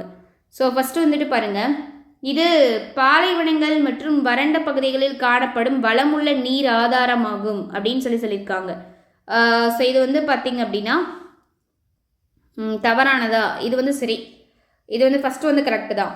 குளிர்காலங்களில் பாலைவன சோலைகள் நீரை சேமிக்கின்றன அப்படின்னு சொல்லியிருக்காங்க. ஸோ இது வந்து பார்த்திங்கன்னா நீரை வந்து சேமிக்காது. ஸோ இது வந்து தவறு. சோலைகள் வந்து பார்த்திங்கன்னா நீரூற்றுலைகளால் உணவளிக்கப்படுகின்றன அப்படிங்கிறது தான் கரெக்டாக வரும். ஸோ இப்போ ஆன்சர் வந்து பார்த்திங்கன்னா ஆப்ஷன் பி 2 மட்டும் தவறானது. அடுத்து வந்து பாருங்க, பின்வருவனவற்றில் சுற்றுச்சூழல் அமைப்பின் செயல்பாடுகள் யாவை அப்படின்னு சொல்லி கேட்டிருக்காங்க. ஸோ இதுக்கு வந்து பார்க்கலாமா? உணவு சங்கிலி மூலம் ஆற்றல் ஓட்டம் கரெக்டு. ஊட்டச்சத்து சுழற்சி, ஹோமியோஸ்டாசிஸ். அடுத்து இது உயிர்கோளம் வழியாக தாதுக்களை சுழற்சி செய்கிறது. So answer is option D, மேற்கண்ட அனைத்தும் அப்படின்னு வரணும். அடுத்து கண்டச்சரிவு தொடர்பான பின்வரும் கூற்றுகளை கருத்தில் கொள்க, சரியானது எது அல்லது எவை அப்படின்னு கேட்டிருக்காங்க. ஸோ ஃபர்ஸ்ட் வந்துட்டு பாருங்க, இது கண்ட ஓட்டிற்கும் பெருங்கடல் மேலோட்டிற்கும் இடையே ஒரு எல்லையை உருவாக்குகிறது. கரெக்டு தான். சரிவு கிட்டத்தட்ட உறைபனியின் வெப்பநிலையை கொண்டுள்ளது. இதுவும் கரெக்டு தான். அடுத்து பாருங்க, நீர்வாழ் உயிரினங்களில் வளர்ச்சிதை மாற்ற விகிதம் மிக அதிகமாக இருக்கும் அப்படின்னு சொல்லியிருக்காங்க. அதிகம் இல்லை, குறைவு. ஸோ அப்போ இதில் சரியானது அப்படிங்கிறதுனா ஃபர்ஸ்ட் 2 தான். So answer is option A, 1 மற்றும் 2 மட்டும். அடுத்து ஓதங்கள் தொடர்பான பின்வரும் கூற்றுகளை கருத்தில் கொள்க. என்ன கேட்டிருக்காங்க? சரியானது எது அல்லது எவை அப்படின்னு சொல்லி கேட்டிருக்காங்க. ஃபர்ஸ்ட் வந்துட்டு பாருங்க, சூரியன் மற்றும் சந்திரனோட ஈர்ப்பு விசையினால் பெருங்கடலின் நீர்மட்டமானது குறிப்பிட்ட கால இடைவெளியில் உயர்ந்து தாழ்வது ஓதங்கள் எனப்படுகிறது அப்படின்னு சொல்லியிருக்காங்க. ஸோ இது வந்து பார்த்திங்கன்னா, பூமியில் சூரியன் மற்றும் சந்திரனோட ஈர்ப்பு விசையால் பெருங்கடல் கிடையாது, கடலோட நீர் வந்து பார்த்திங்கன்னா அந்த நீர்மட்டம் வந்து பார்த்திங்கன்னா குறிப்பிட்ட கால இடைநிலையில் உயர்ந்து தாழ்ந்து வீழ்ச்சி அடைகிறத தான் வந்து என்ன சொல்லுவாங்கன்னா ஓதங்கள் அப்படின்னு சொல்லுவாங்க. ஓகேவா? ஸோ அதனால் இது தவறு. அடுத்து 2 மிதவை ஓதங்களுக்கு இடையே ஒரு உயரமான ஓதம் ஏற்படுகிறது. இது கரெக்ட். சரியானது இது அப்படின்னா ஆப்ஷன் பி, 2 மட்டும். 159, நிலத்தில் காணப்படும் கடலடி நிலத்தோற்றங்கள் நிலத்தோற்ற விளக்கப்படம் அல்லது உயர விளக்கப்படம் எதன் உதவியுடன் விளக்கி காட்டப்படுகின்றன? ஸோ ஆன்சர் வந்து பார்த்திங்கன்னா ஆப்ஷன் பி, பி வராதான், சி, ஹைட்ஸோமெட்ரிக் விளைவு. ஸோ இதுதான் ஆன்சர், ஆப்ஷன் சி.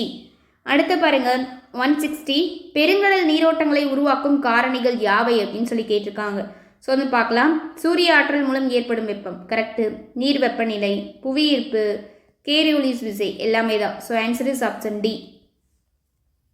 ஹெய்லி தேசிய பூங்கா இந்தியாவின் முதல் தேசிய பூங்காவாகும். அது இப்போது டேஸ் என அழைக்கப்படுகிறது. என்ன அழைக்கப்படுகிறது? ஆன்சர் ஆப்ஷன் ஏ, ஜிம் கார்பெட் தேசிய பூங்கா அப்படின்னு சொல்லி அழைக்கப்படுது. இந்தியாவோட முதல் தேசிய பூங்கா 1936 நிறுவப்பட்டிருக்கும். இது தற்போது உத்தரகாண்ட் மாநிலத்தோட ஜிம் கார்பெட் தேசிய பூங்கா அப்படின்னு சொல்லி அழைக்கப்படுது. அடுத்து வந்து பாருங்க, பிக்மி பன்றி தொடர்பான பின்வரும் கூற்றுகளை கருத்தில் கொள்க. நம்மகிட்ட என்ன கேட்டிருக்காங்க? தவறானது எது அல்லது எவைன்னு கேட்டிருக்காங்க. ஃபர்ஸ்ட் பாருங்க, இது பூமியில் மிகச்சிறிய மற்றும் அரிதான காட்டு பன்றியாகும் அப்படின்னு சொல்லியிருக்காங்க. ஸோ இது வந்து பார்த்திங்கன்னா மிகவும் ஆபத்தான ஒரு உயிரினம். அதே போல் வந்து பார்த்திங்கன்னா இது வந்து ஸ்டார்டிங்கில் பங்களாதேஷ், பூட்டானு, இந்தியா, நேபாளம் முழுவதும் பரவி இருந்தது. ஆனால் இப்போது இந்தியாவோட அஸ்ஸாமில் மட்டுமே காணப்படுது. அதனால் இந்த பாயிண்ட் வந்து கரெக்டு, இது வந்து தவறு. ஸோ அப்போது இதுக்கான ஆன்சர் என்ன அப்படின்னா ஆப்ஷன் ஏ, 1 மட்டும்தான். ஓகேவா? நெக்ஸ்ட் வந்து பாருங்க, போரியல் வன உயிரியல் சூழ் வாழ்விடம் தொடர்பாக பின்வரும் கூற்றுகளை கருத்தில் கொள்க. சரியானது எது அல்லது எவை அப்படின்னு சொல்லி கேட்டிருக்காங்க. ஃபர்ஸ்ட் வந்துட்டு பாருங்க, இது அதிக நிலப்பரப்பை உடைய உயிரின சூழ் வாழிடம் ஆகும். கரெக்டு தான். அடுத்து இது 40 டிகிரி முதல் 60 டிகிரி வட அட்சரேகை வரை நீண்டுள்ளது. இது வந்து பார்த்திங்கன்னா 50 டிகிரி முதல் 70 டிகிரி வட அட்சரேகை வரை நீண்டுள்ளது அப்படின்னு சொல்லி வரணும். ஸோ அதனால் இது தவறு. இது ஊசி இலை காடு என்றும் அழைக்கப்படுகிறது. கரெக்டு தான். ஸோ அப்போது சரியானது இது ஆப்ஷன் சி, ஃபஸ்ட்டும் 3 மட்டும்தான் சரியானதாக இருக்குது. பின்வருவனவற்றில் எது சிறிய புதர்கள் மற்றும் தனித்த மரங்களால் பரந்த திறந்த புல்வெளிகளை கொண்டுள்ளது? ஸோ இதில் வந்து பார்த்திங்கன்னா ஆப்ஷன் டி, சவானா உயிரின சூழ் வாழ்விடம் தான். கொஸ்டின் 165, இறந்த தாவரங்களில் இருந்து உருவாகும் ஈரநில சுற்றுச்சூழல் அமைப்பு டேஸ் எனப்படும். ஆன்சர் போக், ஆப்ஷன் டி. கொஸ்டின் 166, வளிமுக மலை எந்த வகையான மேகங்களுடன் தொடர்புடையது? ஆன்சர் ஆப்ஷன் ஏ, கார்த்திரல் மேகம். கொஸ்டின் 167, ஜெட் காற்றுகளின் முக்கிய தாக்கங்கள் தொடர்பாக பின்வரும் கூற்றுகளை கருத்தில் கொள்க அப்படின்னு சொல்லியிருக்காங்க. ஸோ இதுக்கு வந்து பார்க்கலாமா? ஃபர்ஸ்ட் வந்துட்டு பாருங்க, போலார் சுழல் உருவாக்கம் கரெக்டு தான். பருவமழையின் தீவிரம் கரெக்டு. அடுத்து திடீர் வடகிழக்கு பருவமழை வெடிப்பு கிடையாது. திடீர் வடகிழக்கு பருவமழை கிடையாது, தென்மேற்கு பருவமழை வெடிப்பு தான் வரணும். ஸோ அதனால் இது கிடையாது.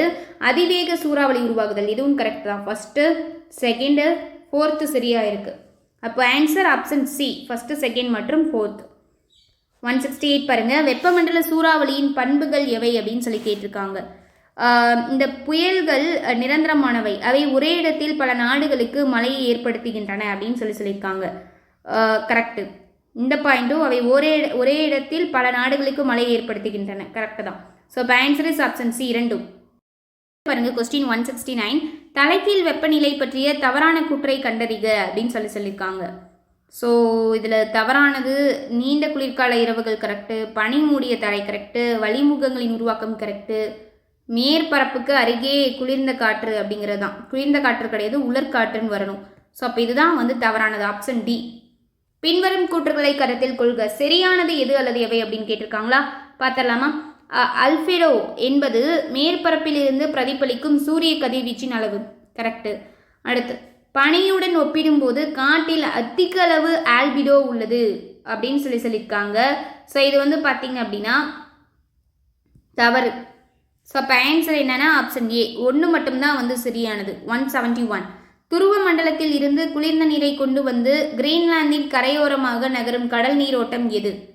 ஸோ ஆன்சர் வந்து பார்த்தீங்கன்னா லாப்ரடார் நீரோட்டம், ஆப்ஷன் டி.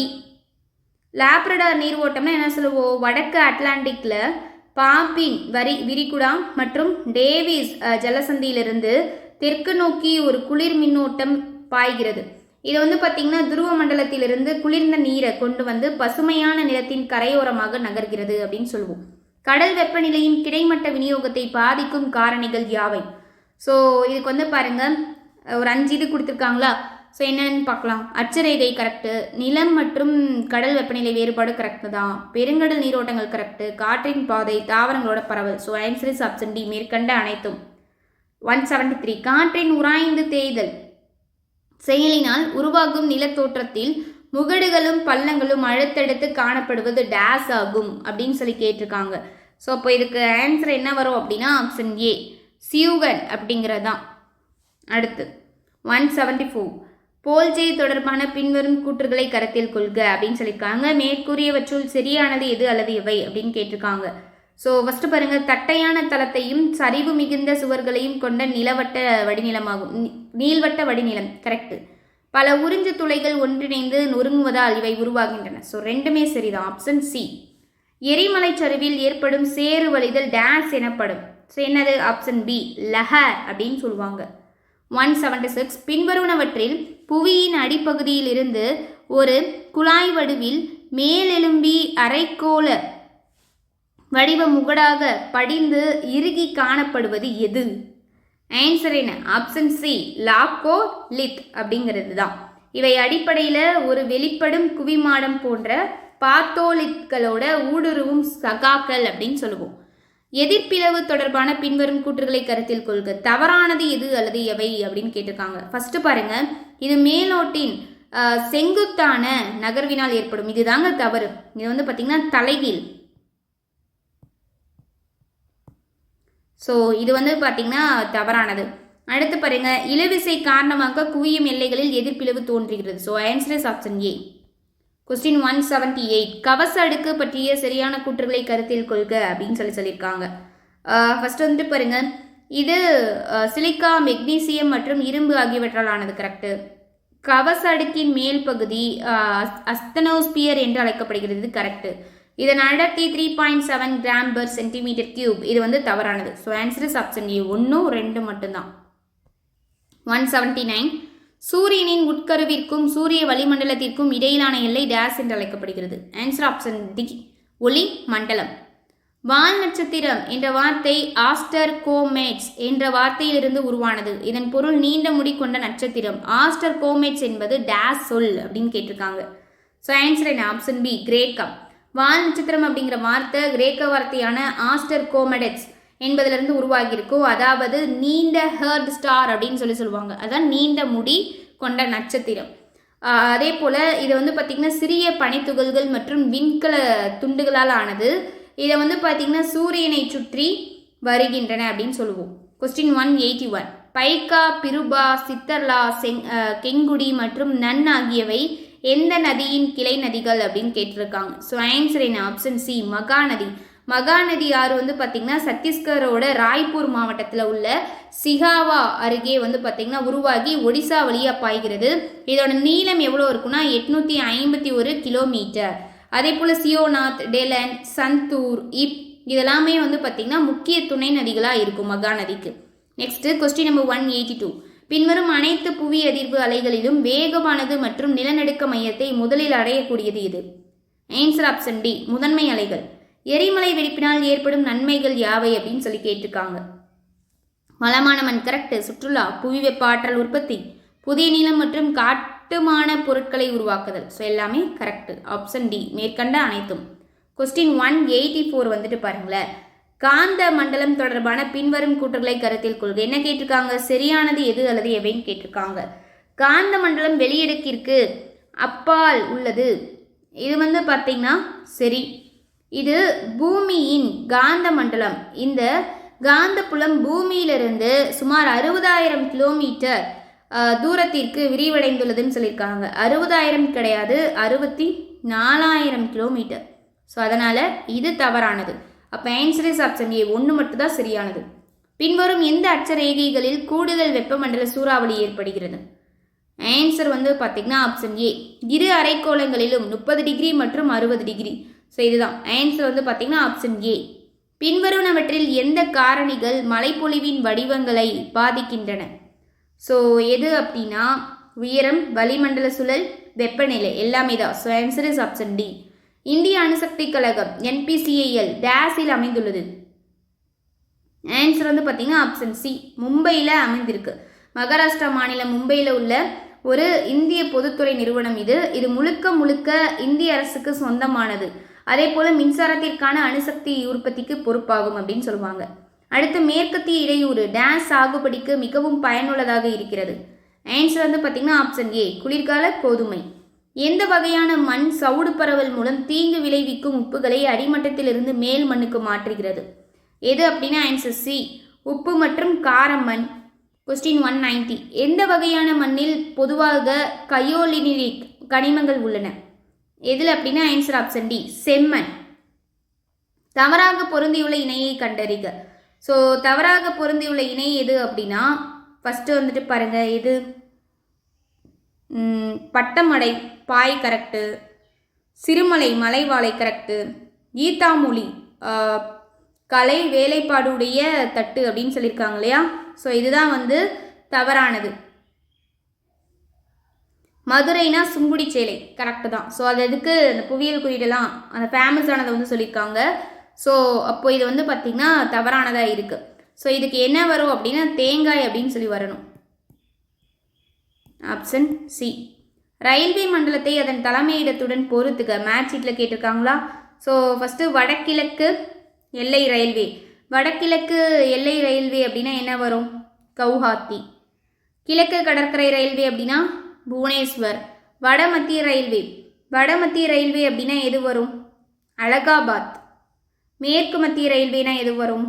இதுக்கு ஜபல்பூர். ஓகே, அப்போ இதுக்கு மேட்ச் ஆகக்கூடிய ஆப்ஷன் என்ன? ஏ. இதுவே வடகிழக்கு ரயில்வேனா, வடகிழக்கு ரயில்வேயோட தலைமையிடம் எங்கே இருக்குது? கோரக்பூரில் இருக்குது. இது வெரி வெரி இம்பார்ட்டன்ட். ஸோ தலைமையிடம் கேட்பாங்க.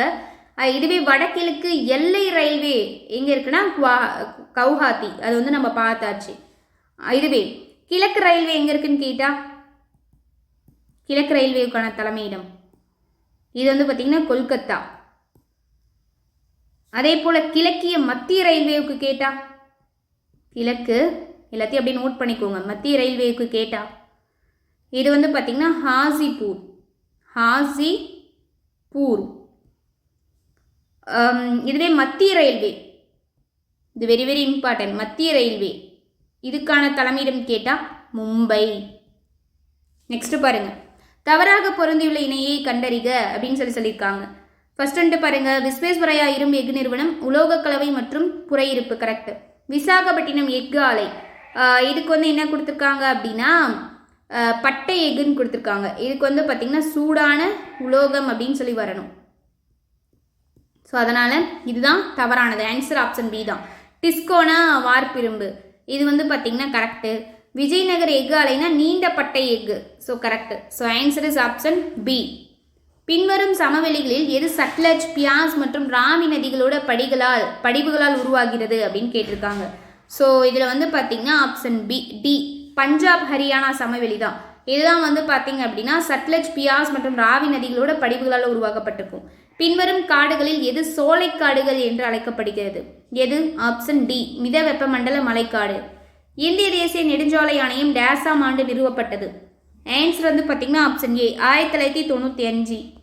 இந்தியாவில் விமான போக்குவரத்து 1918ஆம் ஆண்டு பிப்ரவரி 18ஆம் தேதி தொடங்கியது. அப்போது ஒரு அஞ்சலை எந்த இரு நகரங்களுக்கு இடையே ஹென்றி பிக்கூட் கடிதத்தை எடுத்து சென்றது அப்படின்னா ஆன்சர் வந்து பார்த்தீங்கன்னா option D, Allahabad to Naini. Next 198, தவறாக பொருந்தியுள்ள இணையை கண்டறிக அப்படின்னு சொல்லி கேட்டிருக்காங்க. ஸோ இதுக்கான ஆன்சர் வந்து பார்த்தீங்க அப்படின்னா என்ன வரும்? ஃபஸ்ட்டு வந்து பாருங்கள், ஃபோன் ஆல்ப்ஸ் ஐரோப்பா. ஸோ தலைக்காட்டுகள் பற்றி சொல்லியிருக்காங்க. ஃபோன்னா ஆல்ப்ஸ் ஐரோப்பா, இது வந்து கரெக்டு தான். அடுத்து வந்து பாருங்கள், மிஸ்ட்ரல் அப்படின்னா இத்தாலியில் உள்ள மத்திய தரைக்கடல்னு கொடுத்துருக்காங்க. இதுதான் தவறு. இத்தாலி கிடையாதுங்க, ஃப்ரான்ஸில் உள்ள மத்திய தரைக்கடல் தான் மிஸ்ட்ரல் அப்படின்னா. ஸோ அப்போ இதுதான் தவறானது. சிராக்கோ அப்படின்னா ஆப்பிரிக்காவோட வடக்கு கடற்கரை, சினூக் அப்படின்னா ராக்கேஸ் வட அமெரிக்கா, கரெக்டு தான். இதுவே லூ கேட்டாங்கன்னா இந்தியாவில் இருக்குது. இது ஒரு தார் பாலைவனம், இந்தியாவில் இருக்குது. இந்தியா. மிஸ்ட்ரல் வந்து பார்த்தாச்சு. இதுவே போரானா தான் இந்த இத்தாலியில் உள்ள மத்திய தரைக்கடல். மிஸ்ட்ரல்னா பிரான்ஸில் உள்ள மத்திய தரைக்கடல். ஓகேவா? ஸோ தெரிஞ்சுக்கோங்க. ஆப்பிரிக்காவுக்கு பார்த்தாச்சு, அதே போல் சினுக் பார்த்தாச்சு. ஓகே. தமிழ்நாட்டோட மிக குறுகிய தேசிய நெடுஞ்சாலை டேஸ் ஆகும்? எது? ஆன்சர் வந்து பார்த்தீங்கன்னா ஆப்ஷன் ஏ, NH 785 தான். இது வந்து பார்த்திங்கன்னா மதுரை மற்றும் நத்தத்தை இணைக்கக்கூடிய 38 கிலோமீட்டர்.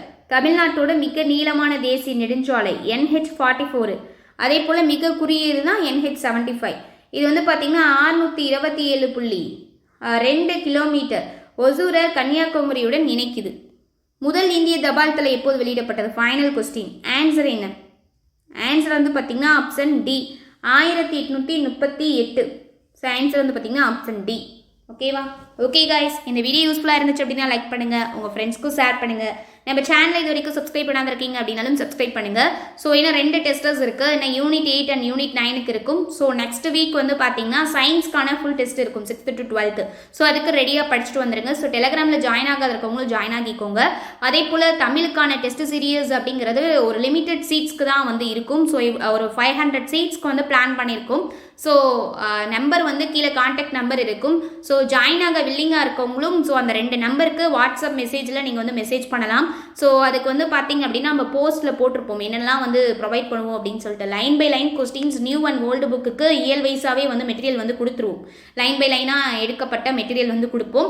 அதே போல் டெஸ்டர்ஸ் அப்படிங்கிறது ஒவ்வொரு இயல் வைஸாக டெஸ்டர்ஸ் வந்துட்டு போகும். டோட்டலாக 200 டெஸ்டர்ஸ்க்கு மேலவே போகும். ஸோ அதை நீங்கள் வந்து கரெக்டாக ஃபாலோ பண்ணிக்கிட்டீங்கனாலே தமிழை நீங்கள் எதுவுமே ஸ்கிப் பண்ண மாதிரி இருக்காது. ஸோ அப்போ 6th to 12th வரைக்கும் நியூ அண்ட் ஓல்டு புக்கில் இயல் வைஸாக போயிட்டோம்னா அதுதானே நம்மளுக்கு தமிழுக்கு படிக்க வேண்டியது. ஸோ கம்ப்ளீட்டாக அந்த டெஸ்ட் சீரீஸில் வந்து போகும். ஸோ ஜாயின் ஆக வில்லிங்காக இருக்கவங்க ஃபாஸ்ட்டாக வந்து ஜாயின் ஆகிக்கலாம். ஸோ அதுக்கான டேட் வந்து பார்த்தீங்கன்னா கூடி சீக்கிரத்திலே வந்து அனௌன்ஸ்மெண்ட் கொடுப்போம். ஸோ பிஃபோராகவே வேணும் அப்படிங்கிறவங்களும் மெசேஜ் பண்ணிக்கோங்க. ஓகேவா? ஸோ ஏன்னா லிமிடெட் சீட்ஸ் தான் வந்து கொடுப்போம். ஸோ நீங்கள் வந்து ஆப்பை வந்து இன்ஸ்டால் பண்ணிவிட்டு ரெஜிஸ்டர் பண்ணிக்கோங்க. நீங்கள் மெசேஜ் பண்ணீங்க அப்படின்னா நாங்கள் ஆட் பண்ணி விட்டுருவோம். ஓகேவா? ஸோ அதுக்கான டீட்டெயில்ஸ் எல்லாமே அதை நாங்கள் அனௌன்ஸ் பண்ணுறப்ப சொல்கிறோம். ஸோ வில்லிங்காக இருக்கவங்களும் உங்களுக்கு வேணும் அப்படின்னா நீங்கள் மெசேஜ் பண்ணி கேட்டுக்கோங்க. ஓகேவா? ஸோ டவுட்ஸ் இருந்துச்சு அப்படின்னாலும் கீழே இருக்க நம்பர்ஸ்க்கு நீங்கள் மெசேஜ் பண்ணலாம். அதே போல் மெட்டீரியல்ஸ் அண்ட் கோர்சஸ் ரிலேட்டடாக கீழே டிஸ்கிரிப்ஷனில் இருக்க 2 நம்பருக்கு கால் பண்ணலாம். அதே போல் வாட்ஸ்அப்பில் மெசேஜ் பண்ணலாம். சப்ஜெக்ட் வைஸ் கொஸ்டின் பேங்க்குமே ரெடி ஆகிட்டு இருக்கு. ரெடி ஆனதுக்கப்புறம் அதுக்கான மெசேஜ்மே நாங்கள் வந்து கொடுப்போம். ஓகேவா? Okay, thank you. நெக்ஸ்ட் டெஸ்ட்டுக்கு ரெடியாக வந்துடுங்க. Thank you so much.